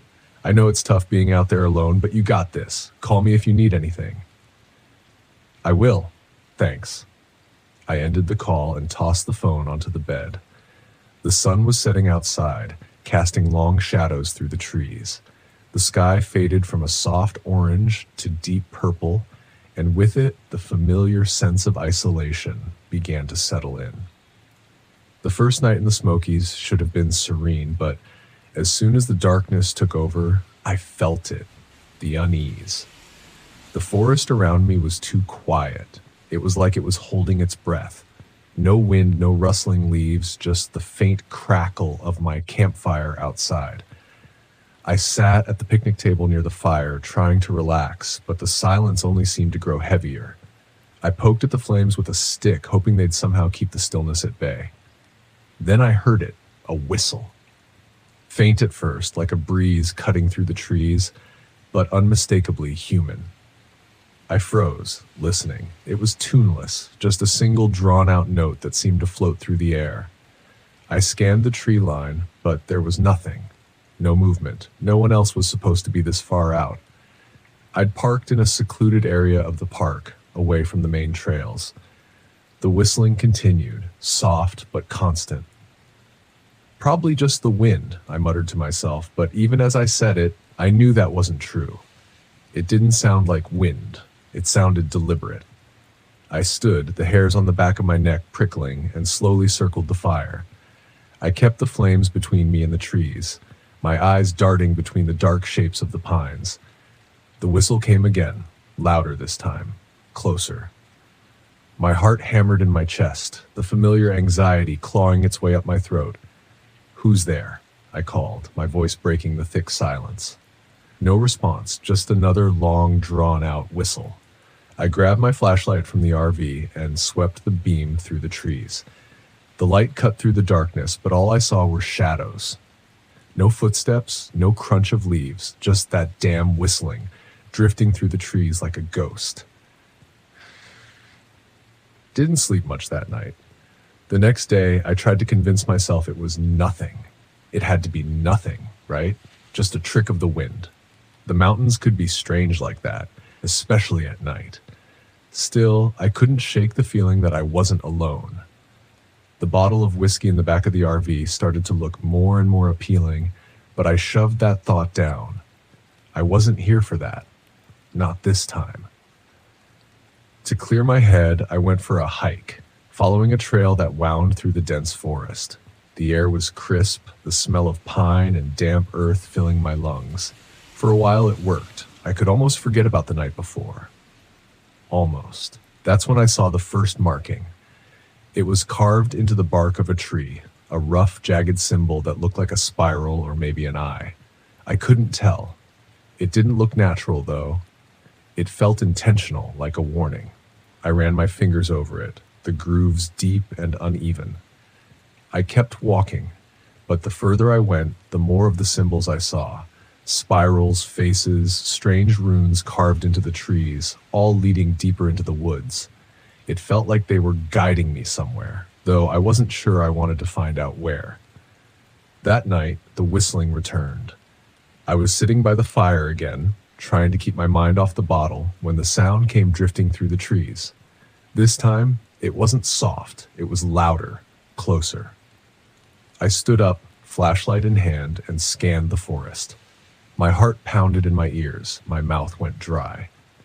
The whistling seemed to circle the campsite, moving slowly but deliberately. It was all I could hear, filling the silence like a haunting lullaby. I turned, and that's when I saw him. Standing just beyond the tree line was a figure. A man, gaunt and pale, his hollow eyes fixed on me. He stood motionless, his lips pursed as he whistled that same eerie, tuneless note. "Hey," I called, my voice cracking. "What do you want?" The figure didn't respond. He just stood there, watching me. The whistling grew louder, more insistent, cutting through the night air like a knife. I took a step toward him, but as soon as I moved, he turned and disappeared into the trees. My hands were shaking. I wasn't sure if it was fear or something else, something deeper. I felt the urge to chase him, to follow that haunting sound, but my legs refused to move. I stayed by the fire until dawn, too scared to go back inside the RV. The next day, I tried to leave. I packed up my gear, grabbed the keys to the RV, and decided I'd had enough of the Smokies. But when I tried to start the engine, it wouldn't turn over, just a dull click. I swore under my breath, popped the hood, and checked the battery. Everything looked fine, but the damn thing wouldn't start. I tried calling Jake, but my phone was dead. I'd charged it the night before, but now it was completely drained. No signal, no service, nothing. The forest around me felt suffocating. I couldn't shake the feeling that something was watching me, waiting just beyond the trees. The whistling started again, faint at first, then growing louder like a taunting melody. I grabbed the bottle from the back of the RV. I wasn't going to drink it, not yet. But holding it made me feel better, more in control, as if I could use it as a weapon somehow. That night, the stranger came back. I woke up to the sound of whistling, loud, sharp, right outside the RV. I sat up, heart pounding, and looked out the window. He was standing by the fire pit, his pale face illuminated by the flames. His eyes were fixed on me, unblinking, and that awful whistling filled the air, pressing in on me from all sides. He took a step toward the RV, and I felt the panic rise in my chest. I grabbed the bottle, holding it like a club, and stumbled outside. The air was freezing, my breath coming in ragged gasps. The whistling pierced through my skull, making it hard to think. I raised the bottle, ready to throw it, but then something stopped me. For the first time in days, I heard something else. A voice. Faint but real. Jake's voice. "Nick, don't do it." I blinked, shaking my head. The stranger was gone. The whistling had stopped, and there, in the silence, I realized what I had been about to do. The bottle slipped from my hands and shattered on the ground. I dropped to my knees, gasping for air, the weight of everything crashing down on me. The whistling was gone, but the fear, the isolation, it wasn't something I could run from. Not out here, not anywhere. When the sun rose, I tried the RV again. This time, it started.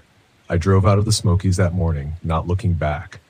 The whistling stayed behind, lost in the trees, but the memory of it, the temptation, would stay with me.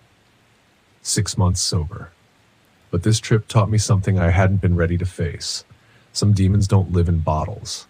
They live in the silence, in the spaces we create for ourselves when we're trying to hide from the world. My name is Paul Miller, and I'm 42 years old. This happened last fall at Spruce Knob, the highest peak in West Virginia. I had just finalized my divorce, packed up my life, and hit the road in an RV that still smelled like the dealership. I told myself this trip was about reconnecting with nature, about finding some clarity, but really, I was running from guilt, loneliness, and the wreckage of a life I'd built and then broken.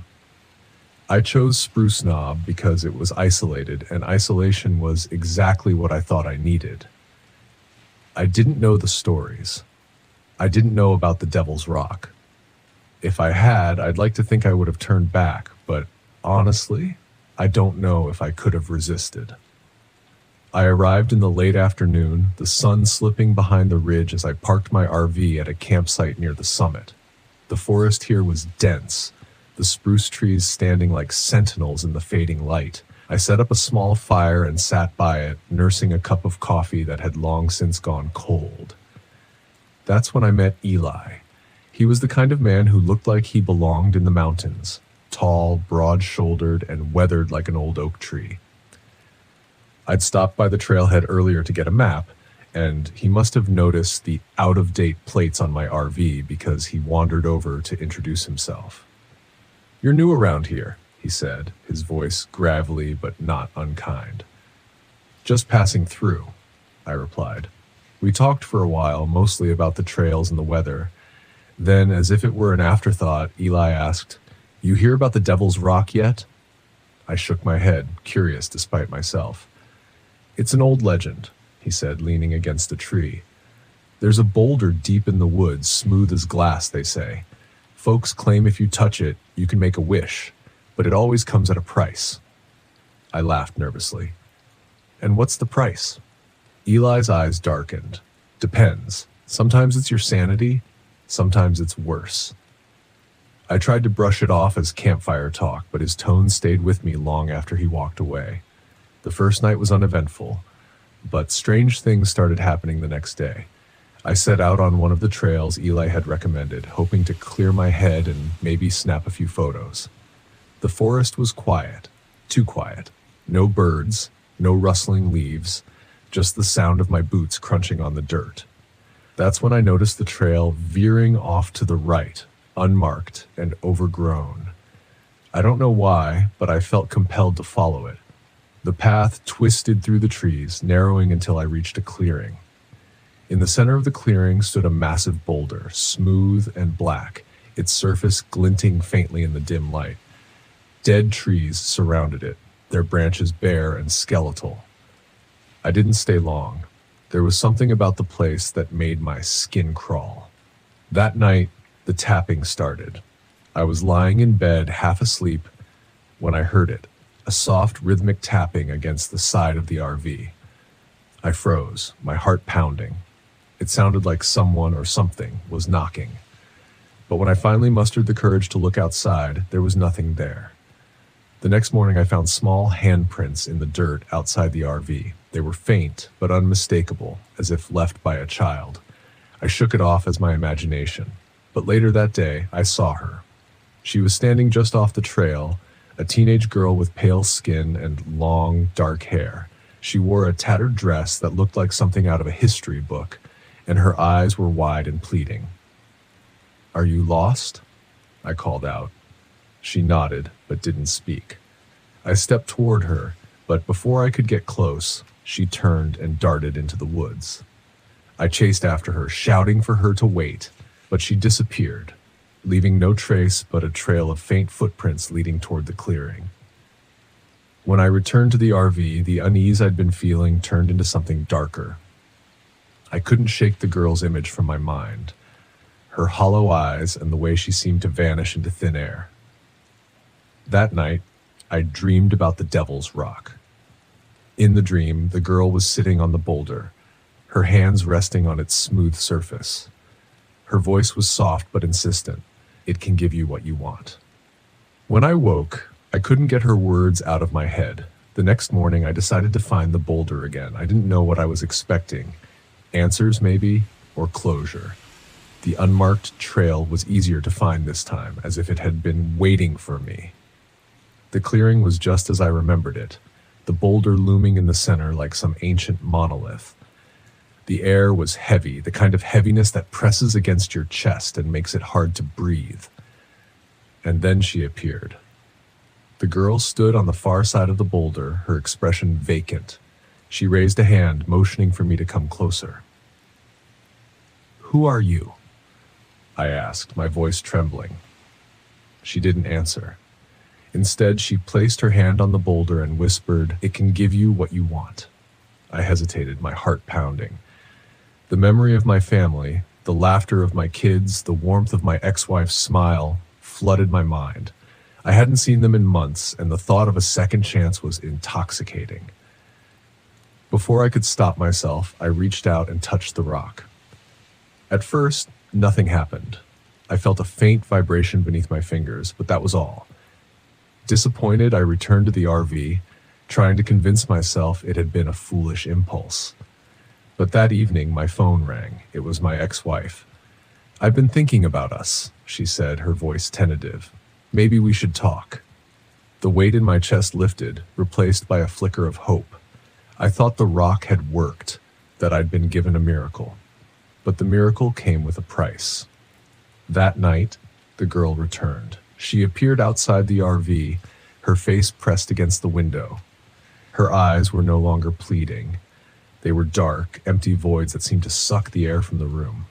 "You made your wish," she whispered. "Now it's time to pay." The lights in the RV flickered, and the shadows inside began to twist and rise. I grabbed a flashlight and stumbled outside, shouting into the darkness. "What do you want from me?" Her voice came from everywhere at once. "It's not me, it's the rock." Desperate, I raced back to the clearing. The forest seemed alive, the trees closing in around me as I ran. When I reached the boulder, it seemed larger, its surface pulsing like a living thing. The girl appeared again, her form shifting and flickering like a glitch in a video. "You can't undo it," she said, her voice echoing, "but you can stop it from taking more." I grabbed a hammer from my pack and swung it at the boulder. The impact sent a shockwave through the clearing, and the girl screamed, her voice merging with the sound of the rock cracking. The boulder split down the middle, a deafening roar echoing through the forest. The girl collapsed, her form dissolving into mist as the air grew still. When I woke the next morning, the clearing was empty. The boulder was gone, reduced to a pile of rubble. I returned to the RV and called my ex-wife, apologizing for everything. Whatever chance we had at reconciliation, I knew it had to come from me, not from some cursed rock. As I drove away from Spruce Knob, I caught a glimpse of the girl in my rearview mirror, standing among the trees. She wasn't smiling, but she wasn't angry either. She was just watching. Sometimes the things we want most come at a price too steep to pay, and sometimes we have to let go to move forward.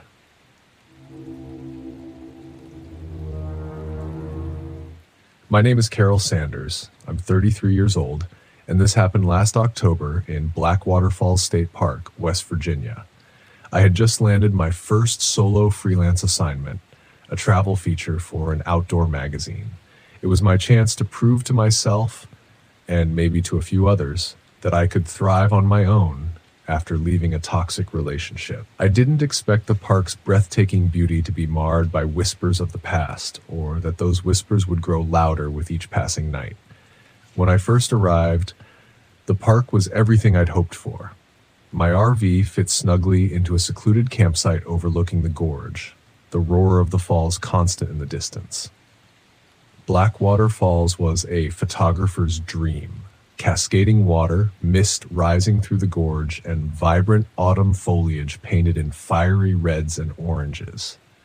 The first day was perfect. I hiked, shot hundreds of photos, and scribbled notes about the trails and wildlife.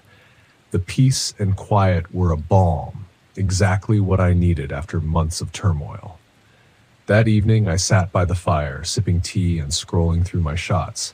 That's when I saw it for the first time. At the edge of one frame, a figure stood between two trees. It was a man, his clothes ragged and his face shadowed. I frowned, zooming in, but the details remained blurred. I didn't remember seeing anyone during my hike, and the figure hadn't appeared in any other photos.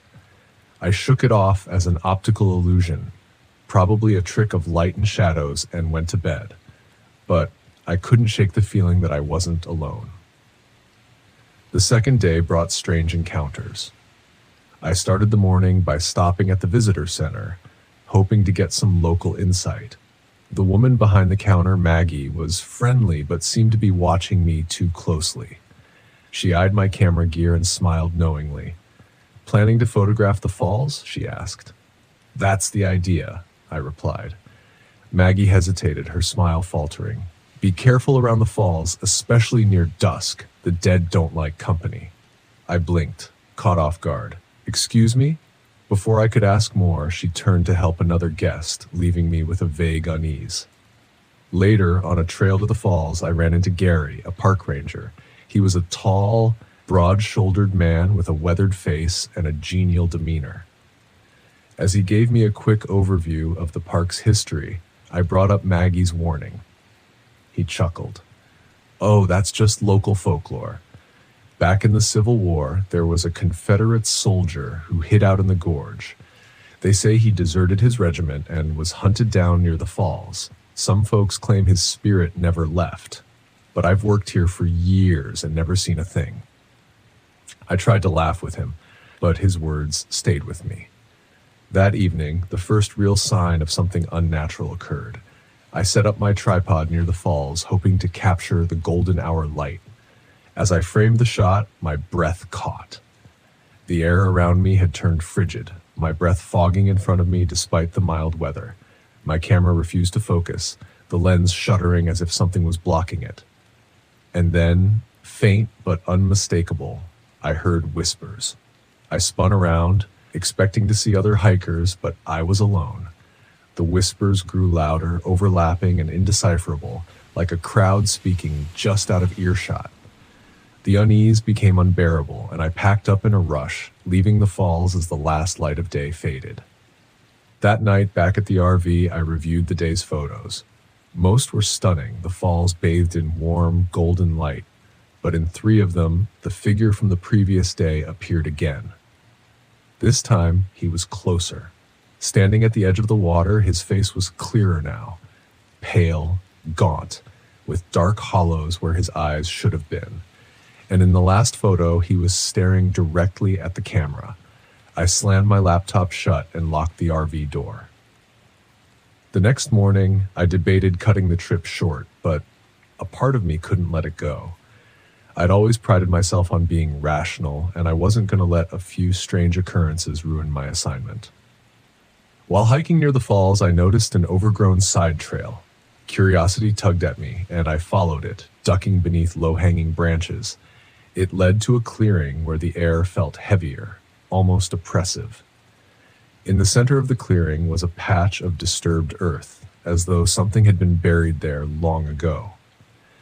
Nearby, I found an object half buried in the dirt, a weathered leather journal. The pages were brittle but legible, written in a looping, old-fashioned script. The entries told the story of a Confederate soldier who had deserted his regiment and fled into the gorge. His words were filled with fear and desperation. The nights grow colder, and I hear them coming. I cannot outrun my fate. The last entry read, "They will find me tonight. I will not see another sunrise."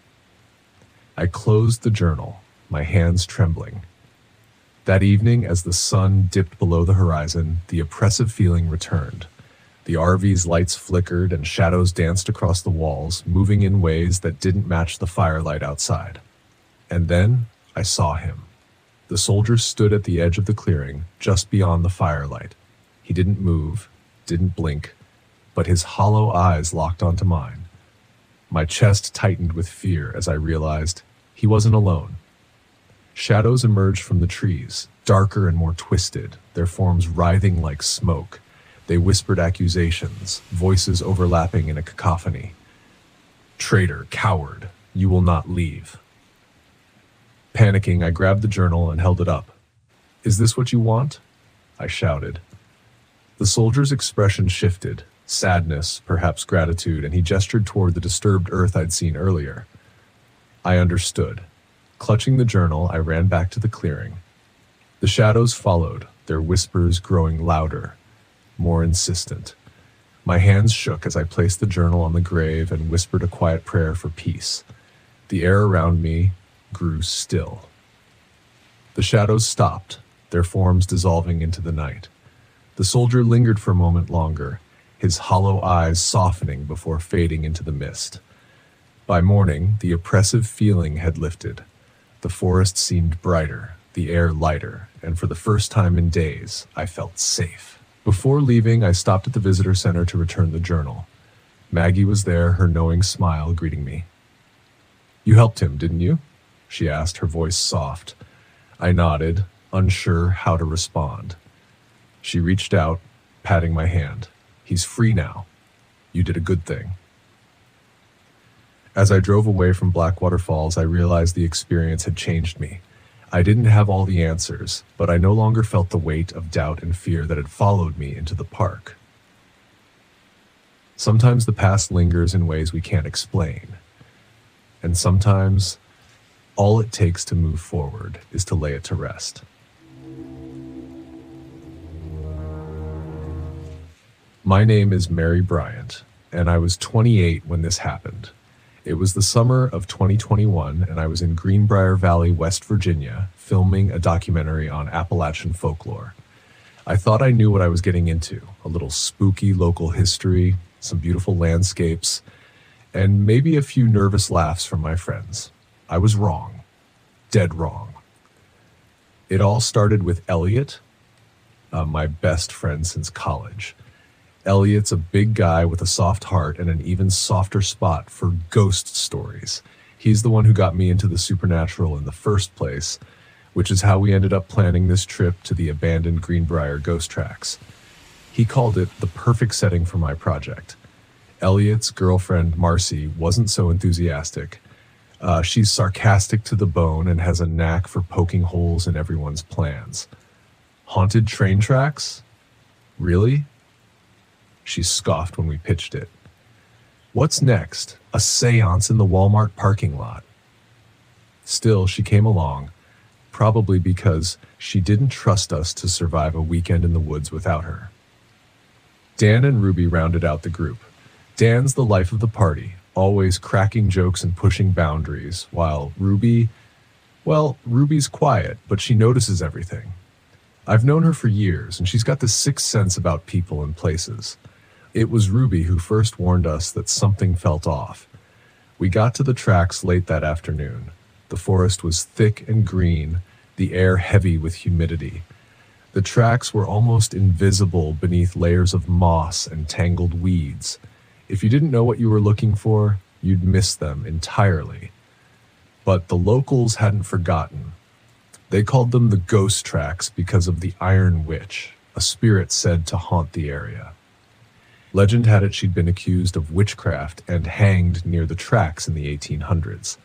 Before she died, she cursed the town, vowing to haunt anyone who trespassed on her land. The legend didn't scare me. It fascinated me. We're filming history, I said, adjusting my camera as we set up camp. The clearing wasn't ideal. Dan's tent had a broken pole, and Marcy realized she'd forgotten extra flashlight batteries, but it would do. By the time we got a fire going, the sun was dipping below the trees, painting the sky a deep orange. The first sign of trouble came after dinner. We were sitting around the fire, laughing at one of Dan's ridiculous impressions, when the forest went silent. Not gradually, like you'd expect when animals settle in for the night, but all at once, like someone had hit a switch. No crickets, no rustling leaves, just silence. Ruby was the first to speak. "Do you feel that?" she asked, her voice barely above a whisper. "Feel what?" Dan said, grinning. "The sweet, sweet vibe of nature?" Ruby didn't laugh. "Something's wrong," she said. "We're not supposed to be here." Marcy rolled her eyes. "Oh, come on, it's just the woods at night. Stop trying to scare us." But I felt it too, that heavy, oppressive stillness. I tried to brush it off as nerves. I mean, I was the one who dragged us all out here, right? If anyone needed to stay rational, it was me. The second sign came a little after midnight. We were settling into our tents when we heard it. A low, rhythmic hum. Faint, but distinct, like the sound of an old train engine in the distance. Dan poked his head out of his tent, grinning. "Is that your ghost train, Jess?" "Probably just the wind," I said, though my voice sounded thin even to me. "Yeah, right. When does the wind go chugga-chugga-choo-choo?" Marcy muttered. Ruby sat bolt upright, clutching her sleeping bag. "It's not wind," she whispered. "It's her." I don't know how long I lay there, staring at the tent ceiling, listening to that sound. It got louder and louder, like the train was barreling straight toward us, and then it stopped. Not faded. Stopped. I scrambled out of my tent, flashlight in hand, and found the others already outside. The fire had burned low, casting long shadows across the clearing. "What the hell was that?" Elliot asked, his voice shaking. "I don't know," I said, "but we should stay together." Ruby was the first to notice the scratches on the trees. Deep, jagged marks, like something or someone had taken a blade to the bark. The scratches formed strange symbols, almost like runes. I filmed them, though my hands were trembling so badly the footage probably came out useless. "This is messed up," Marcy said, backing away. "We need to leave, now." Dan laughed nervously. "What? And missed the big ghost reveal? Come on, Marcy, it's just some local pranksters messing with us." But Ruby shook her head. "No one's been here in years," she said. "This isn't a prank." The third sign came when Marcy disappeared. She'd stormed off after another argument with Elliot, saying she needed some space. We waited, calling her name, but she didn't come back. Finally, Elliot and I grabbed our flashlights and went looking for her, leaving Ruby and Dan by the fire. We found her an hour later, stumbling out of the trees, her arms scratched and bleeding. Her face was pale, her eyes wide with terror. "Marcy, what happened?" I asked, rushing to her side. She looked at me, trembling. "I heard you," she said, "calling me, but it wasn't you. It wasn't you." Back at camp, things went from bad to worse. Dan tried to lighten the mood, cracking jokes about camping with Casper, but even he couldn't hide how scared he was. Ruby sat by the fire, staring into the flames, muttering something under her breath. "What's she doing?" I whispered to Elliot. "Praying, I think," he said. Her grandmother told her about this place, said it was cursed. The attack came just before dawn. We were packing up, ready to leave, when the forest exploded with noise. Branches snapping, leaves rustling, something heavy crashing through the underbrush. And then it hit Dan. I don't know how to describe it. One moment he was standing there, cracking a joke. The next, he was flying backwards, slamming into a tree with a sickening crack. He screamed, clutching his leg, which was bent at an unnatural angle. "Get him up!" I yelled. But the thing, whatever it was, wasn't done. It circled us, its shadow flickering in the firelight. I caught glimpses of it. Long limbs, pale skin stretched tight over bones, and a face. God, that face. It wasn't human. Ruby saved us. She grabbed a knife from her bag, slicing her palm and letting her blood drip onto the ground. She chanted something in a language I didn't understand, her voice steady despite the chaos around us. The thing stopped, its head tilted like it was listening, and then it vanished. We carried Dan out of the woods, Marcy supporting one side of him, Elliot and I taking the other. Ruby led the way, her bloody hand pressed to her chest. We didn't stop until we reached the road. Days later, I reviewed the footage. Most of it was unusable. Shaky shots, too dark to see anything. But there was one clip that made my blood run cold. It showed me, standing by the fire, filming the group, and behind me, in the shadows, was the figure. It was watching us. I haven't been back to Greenbrier since. I don't think I ever will. But sometimes, late at night, I hear that hum again, the sound of a train that doesn't exist, and I wonder if the Iron Witch is still out there, waiting for her next trespassers.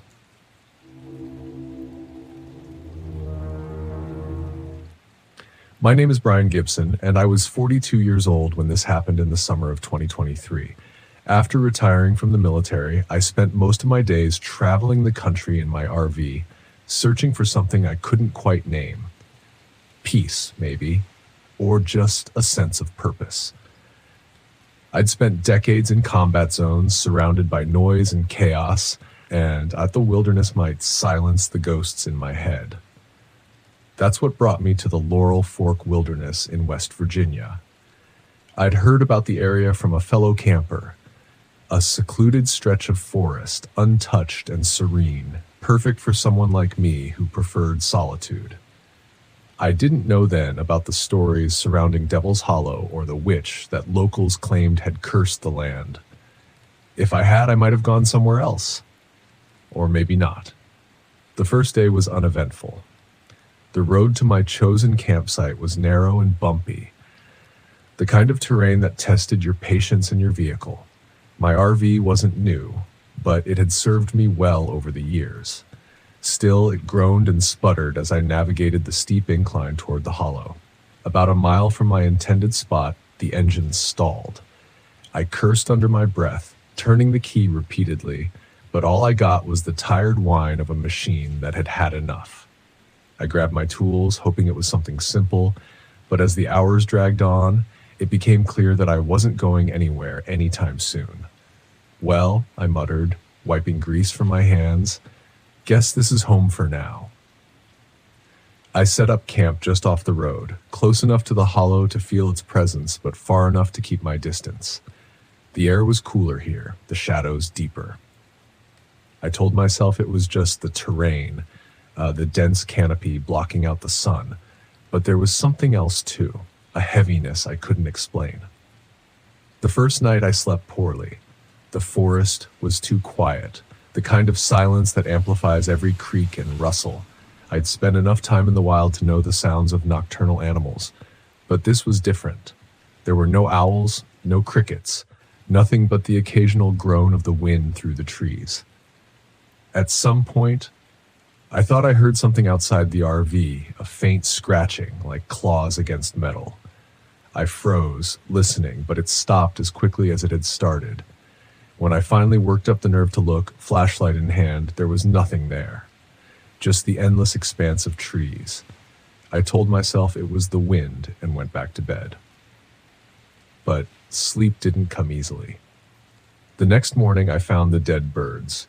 They were arranged in a perfect circle about 10 feet from my RV, their feathers ruffled but otherwise untouched. There were no signs of an attack, no blood, just 7 small bodies, their lifeless eyes staring up at the canopy. My stomach churned as I stood over them, trying to make sense of it. Predators don't do this. Even kids pulling pranks wouldn't bother hiking this far out. I buried them more out of respect than anything else, and spent the rest of the day exploring the area. The forest was dense, the trails barely more than animal paths winding through the underbrush. About a mile in, I found the first symbol. It was carved into the bark of a tree, a jagged spiral surrounded by smaller runes I didn't recognize. The cuts were fresh, the edges of the bark still raw. My first thought was kids again, but the precision of the carvings made me second guess. This wasn't random graffiti. It meant something, though I didn't know what. That night, the storm rolled in. The wind howled through the hollow, rain hammering against the roof of the RV. I huddled inside, reading by flashlight, the sound of the storm oddly comforting. It drowned out the silence, the oppressive weight of the forest. But then the whispers started. At first, I thought it was the wind, the way it curled around the trees, carrying the echoes of distant sounds. But as I listened, the whispers grew more distinct, more deliberate. They weren't words exactly, but they carried intent, a low, murmuring chant that made my skin crawl. I tried to ignore it, burying my head in my book, but the sound burrowed into my mind. It felt like it was coming from inside the RV, pressing against my skull. And then I saw her. She stood just outside the window, barely visible through the rain-streaked glass. A cloaked figure, her face hidden in the shadows of her hood. She didn't move, didn't make a sound, but her presence was suffocating. I grabbed my flashlight and swung open the door, but by the time I stepped outside, she was gone. The next day, I found the grave marker. It was tucked deep within the hollow, a small stone slab half buried in moss and dirt. The name was barely legible, worn down by centuries of weather. Margaret Ellis. Beside it, I found a charred leather diary, its pages brittle and stained. I flipped through it carefully, piecing together fragments of Margaret's story. She wasn't a witch, not in the way the legends claimed. She'd been a healer, accused by her neighbors when a plague swept through the settlement.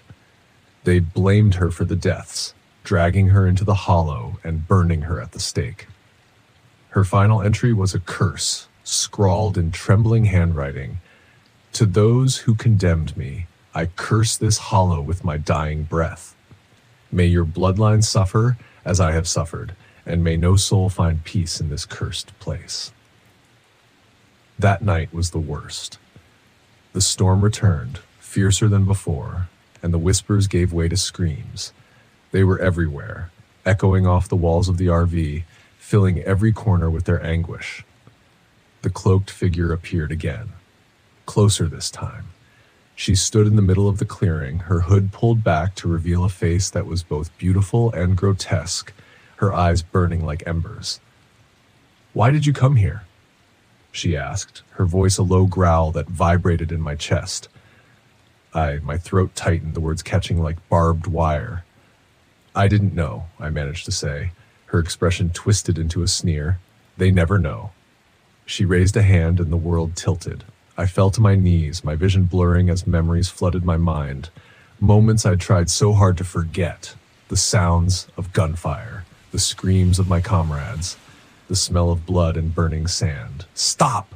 I shouted, clutching my head. "Please stop!" The screams faded, replaced by her laughter. "You carry death with you, soldier," she said. "Why should I spare you?" Desperate, I fumbled for my dog tags, ripping them from my neck. "I'm sorry," I choked out, holding them up. "For whatever they did to you, I'm sorry." Her laughter stopped. She stared at the tags, her expression unreadable. Then, slowly, she lowered her hand. The storm ceased. The whispers faded, and she was gone. The next morning, I left the hollow. My RV started without a hitch, as if the past few days had been nothing more than a bad dream.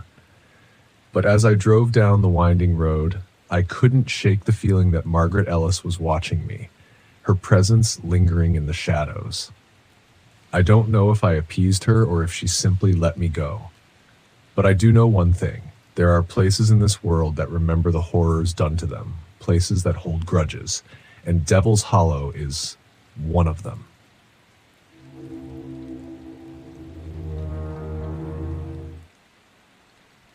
My name is Paul Miller. I'm 35 years old, and I used to be a park ranger before I shifted to city planning.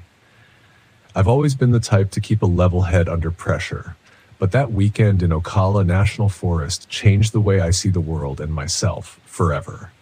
It's hard to explain what we encountered without sounding insane, but I'll do my best. This happened in April 2014. My girlfriend Emma, two friends, Tyler and Kelly, and I decided to take an RV trip into the heart of Ocala. Emma, 30, has always been an avid nature enthusiast, and she had been itching to show us Alexander Springs, where the water is crystal clear and the trails promise adventure. Tyler, 28, my childhood friend, and Kelly, his girlfriend, were tagging along mostly because they loved camping, though Kelly was more into the safety of RV life than the rugged outdoors. Looking back, I wish I had trusted Kelly's unease from the start. We arrived at our campsite around mid-afternoon on a Friday, excited to leave behind the noise of the city. The RV, which I'd borrowed from my brother, was parked in a clearing surrounded by towering pines. The air smelled fresh, the kind of scent you can only get deep in the woods. We unpacked quickly, tents for Tyler and Kelly, while Emma and I would use the RV. "See? Perfect," Tyler said, slapping me on the back. "We needed this, man. Get the old crew together." Emma was already wandering the edge of the woods with her camera. "The biodiversity here is incredible," she called back, her voice tinged with excitement. "It's so quiet, though." It was quiet, eerily so. Usually you'd hear birds chirping, insects buzzing, something. Instead, the forest felt like it was holding its breath. I chalked it up to being farther out than usual. That first night was uneventful. We built a fire, roasted marshmallows, and told the same dumb stories Tyler and I had been recycling since we were teenagers. Kelly, however, seemed uncomfortable. She kept glancing over her shoulder and leaning closer to Tyler. "What's up?" I asked her. "Nothing," she muttered. It's so dark out here." "It's the woods, Kel," Tyler said with a grin. "It's supposed to be dark." We laughed it off and went to bed. I didn't know it then, but the forest had already started watching us. The next morning, Emma convinced us to hike a nearby trail. She was thrilled to explore, and I figured it'd be good to stretch our legs. Kelly was reluctant, but joined anyway. We hadn't gone far when Emma froze. She pointed at the ground, a single footprint, barefoot and large. But it wasn't just big. The toes were elongated, tipped with what looked like claw marks. "Bear?" Tyler guessed. "No," Emma said, crouching. "Bears don't leave prints like this." Kelly took a step back. "Let's just go back. This feels wrong." "Relax," Tyler said, brushing it off. "It's probably some weird hiker. People are strange out here." Emma shot me a glance, her brows knitted. I nodded for her to keep walking. The hike became more unsettling the farther we went. The quieter the woods got, the occasional snapping of twigs sounding deliberate, like something was following us. Kelly kept muttering that she wanted to turn around, and even Tyler's usual cockiness began to falter. I couldn't shake the feeling that we weren't alone. By the time we got back to camp, everyone was tense. We decided to stick close to the RV for the evening. As I gathered firewood near the edge of the clearing, I heard Emma calling my name. "James!" It was distant, coming from deeper in the woods. I frowned. Emma had been by the fire a minute ago. "James, come here!" The voice was louder now, insistent. My gut told me something was off, but curiosity won out. I stepped into the tree line. "Emma," I called. The voice stopped. I turned back toward camp and nearly collided with Emma herself. "Where were you going?" she asked, breathless. "I heard you," I said, shaken. "You were calling me." Her face went pale. I didn't say anything. That night, things got worse. Around midnight, I woke to the sound of movement outside the RV, slow, deliberate footsteps crunching the pine needles. I nudged Emma awake and whispered for her to stay quiet. Peering through the curtain, I spotted a figure near the fire pit. It was humanoid, but wrong. Its limbs were too long, and its posture was bent as though it had been broken and pieced back together. I grabbed a flashlight and stepped out, heart hammering. "Who's there?" I barked. The figure turned to look at me, and I swear it smiled. Not a friendly smile, but a wide, unnatural grin that made my stomach churn. Before I could react, it darted into the woods with an animalistic speed, leaving no trace. The next morning, we found deep claw marks on the side of the RV and the smoldering remains of our firewood scattered around. Tyler laughed nervously. "Okay, so someone's messing with us." "Someone?" Emma shot back. "You think a person did that?" "It's probably a prank," Tyler insisted. "Locals messing with tourists." Kelly wasn't convinced. "This isn't normal, Tyler. That thing last night wasn't human." Emma spoke up. "There's a Navajo legend about skinwalkers, shapeshifters that take the form of animals or people to deceive you. They can mimic voices, even faces." "This isn't the Southwest," Tyler scoffed. "That's a desert legend." "Legends travel," Emma snapped, "and whatever it is, it's here." The argument spiraled until I stepped in. "Enough, we're leaving. Pack up and let's go." As we scrambled to break camp, the forest closed in. The silence was oppressive, broken only by the occasional crack of branches far too close for comfort. Kelly stayed by the RV, clutching her arms as if shielding herself from something unseen. Then we heard it. Tyler's voice calling from the woods. "Guys, I found something. Come check it out." We froze. Tyler was right next to me, his face draining of color. "Stay here," I said, grabbing a flashlight and stepping into the trees. Tyler followed, despite my protests. The deeper we went, the darker it became. Then we saw it, a figure standing between the pines, its back to us. It looked just like Tyler. "Hey," I shouted. The figure turned. Its face, a twisted, grotesque mockery of Tyler's features. Its eyes were too large, its mouth stretched too wide. Before we could react, it let out a guttural, inhuman screech and charged. We bolted back to camp, adrenaline pumping. "We're leaving now," I shouted. Everyone piled into the RV as I started the engine.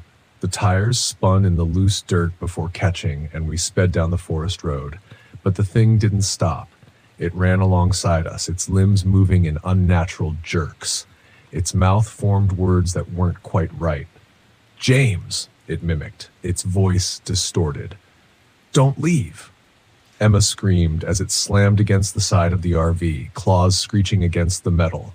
Tyler grabbed a hatchet from the supplies and swung wildly at the window, shattering the glass and forcing the creature to fall back.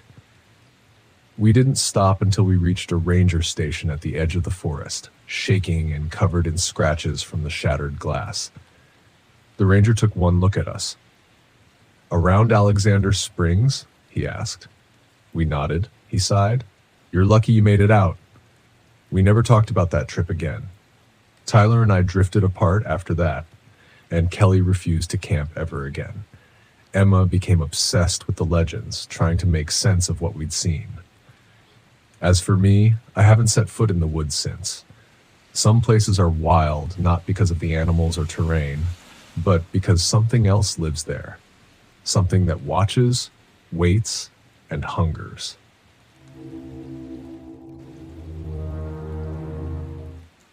My name is Mary Bryant.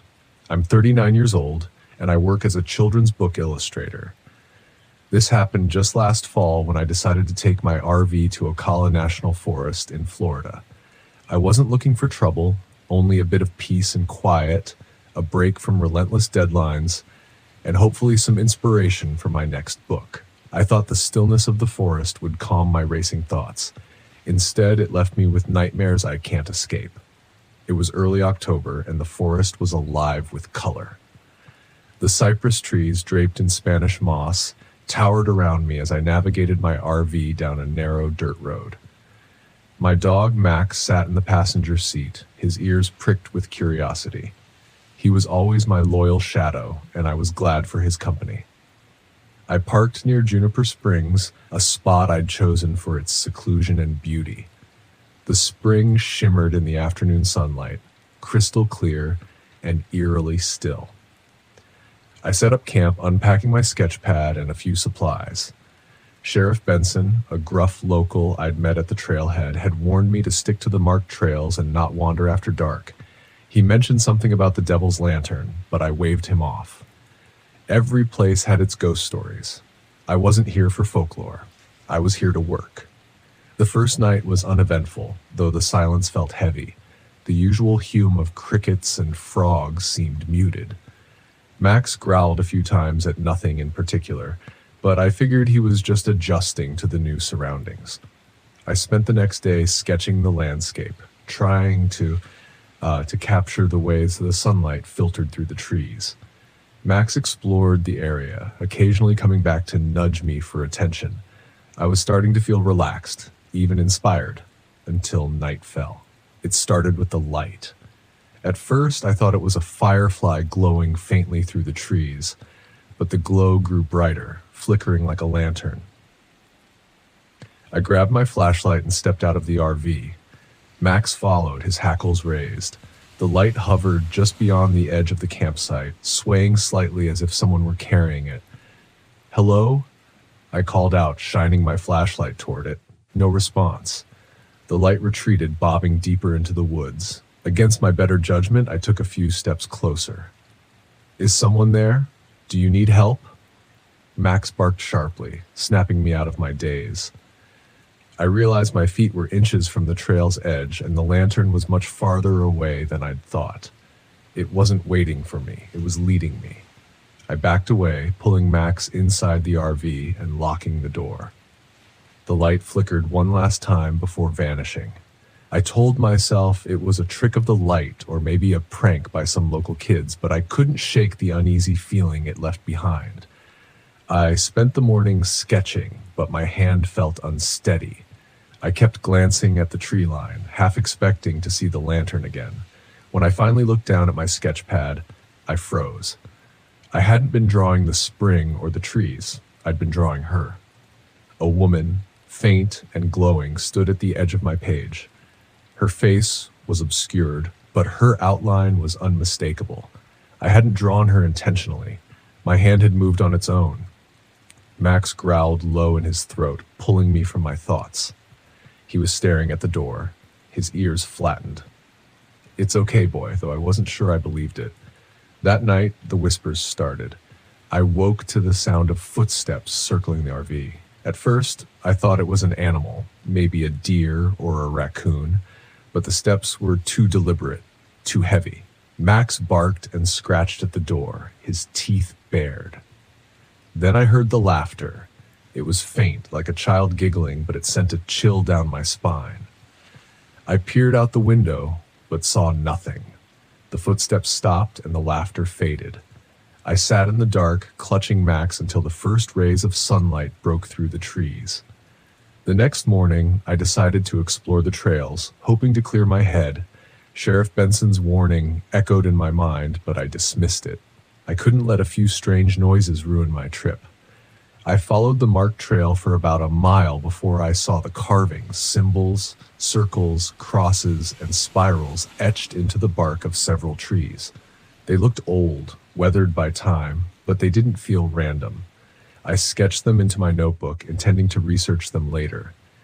As I turned back toward the RV, I saw it again, the lantern.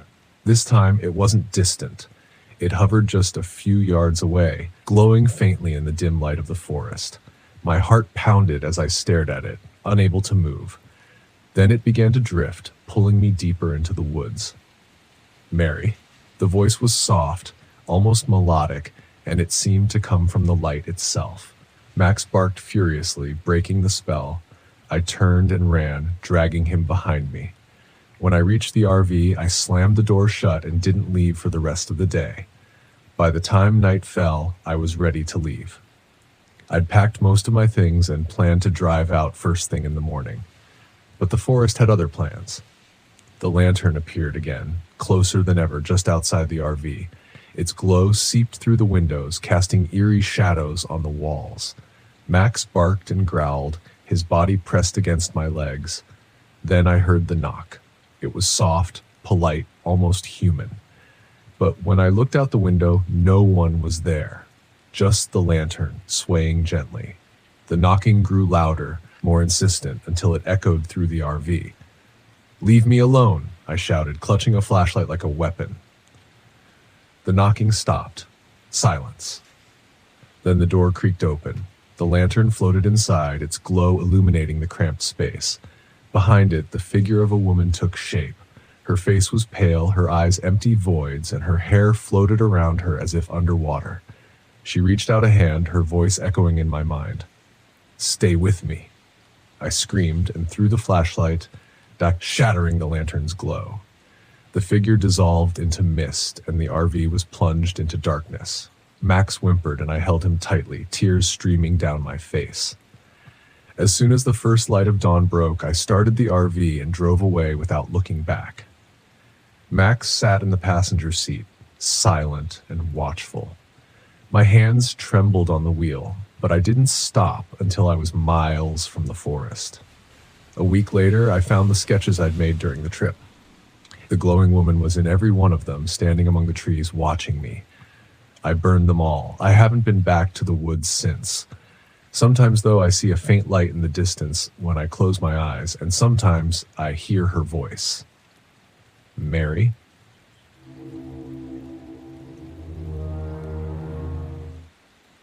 My name is Brian Gibson, and I'm 45 years old. This happened in late October during a weekend camping trip to Falling Waters State Park in Florida. I was there with my wife, Linda, our 10-year-old daughter, Sarah, and our 7-year-old son, Joey. What started as an ordinary family trip turned into something I'll never forget, though sometimes I wish I could. We had planned the trip as a way to disconnect from screens and reconnect as a family. I wanted to teach my kids a bit about survival skills, maybe show them how to start a fire or identify edible plants. Linda was on board, even though she had her reservations about the old RV I insisted on driving. It had its quirks, flickering lights and an engine that sometimes took a few tries to start, but I was confident it would get us through. When we arrived at Falling Waters State Park, the sun was just beginning to set.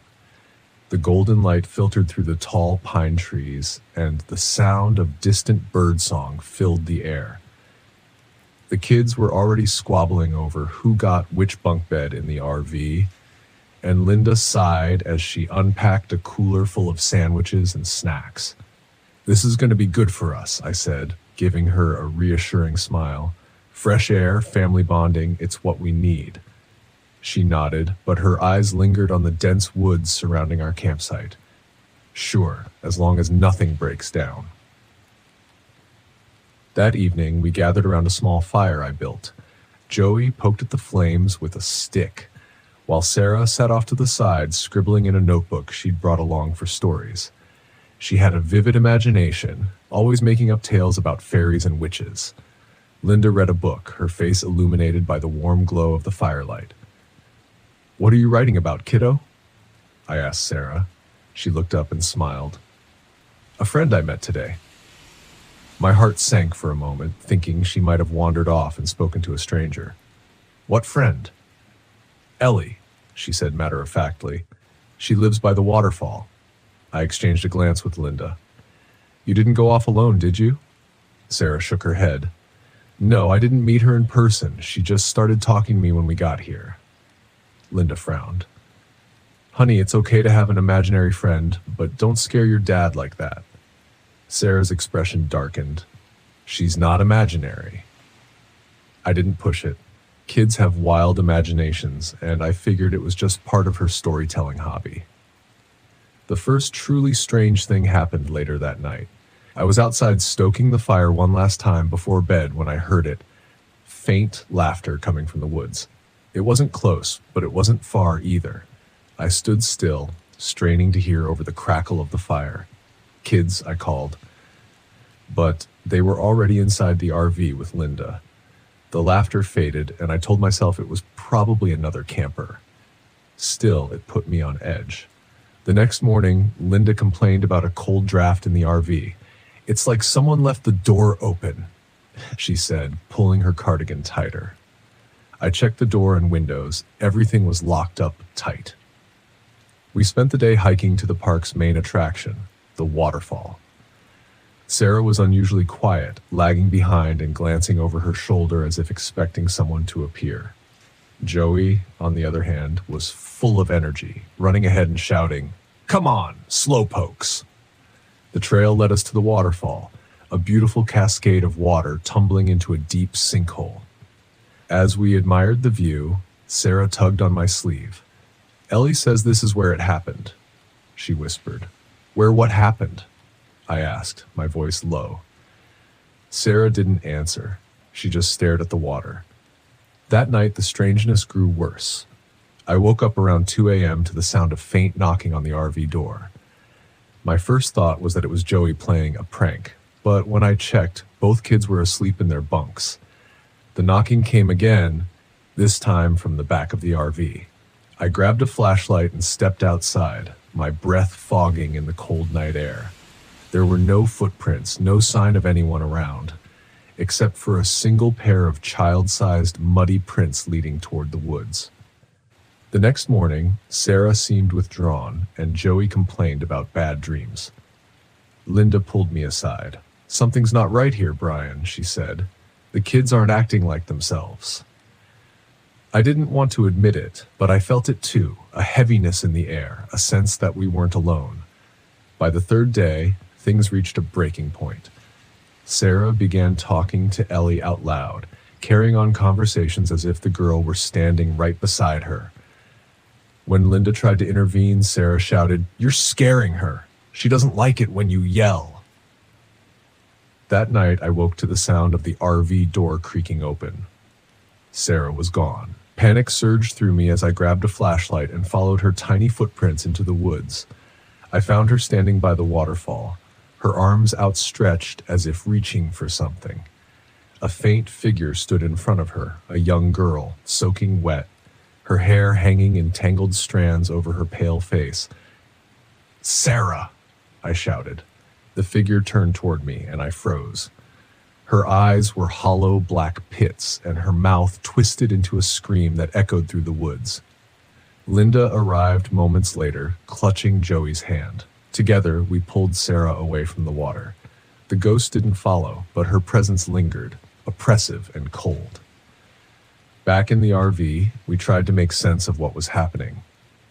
Sarah, still dazed, murmured, "She's so lonely. She just wants someone to stay with her." I remembered the muddy footprints, the laughter, the feeling of being watched. "She's dangerous," I said. "We need to leave, now." But the RV wouldn't start. The lights flickered and the air grew colder. A loud bang came from the roof, followed by the sound of scraping metal. Linda clutched my arm. "What does she want?" "She wants Sarah," I said, my voice trembling. Linda suggested offering Ellie something to appease her. Sarah hesitated, then handed over a doll she'd brought along. "Ellie can have this," she said, "so she won't be lonely anymore." We left the doll at the base of the waterfall, whispering a prayer for Ellie to find peace. For a moment, the woods fell silent, and I thought it was over. As we drove away, the RV finally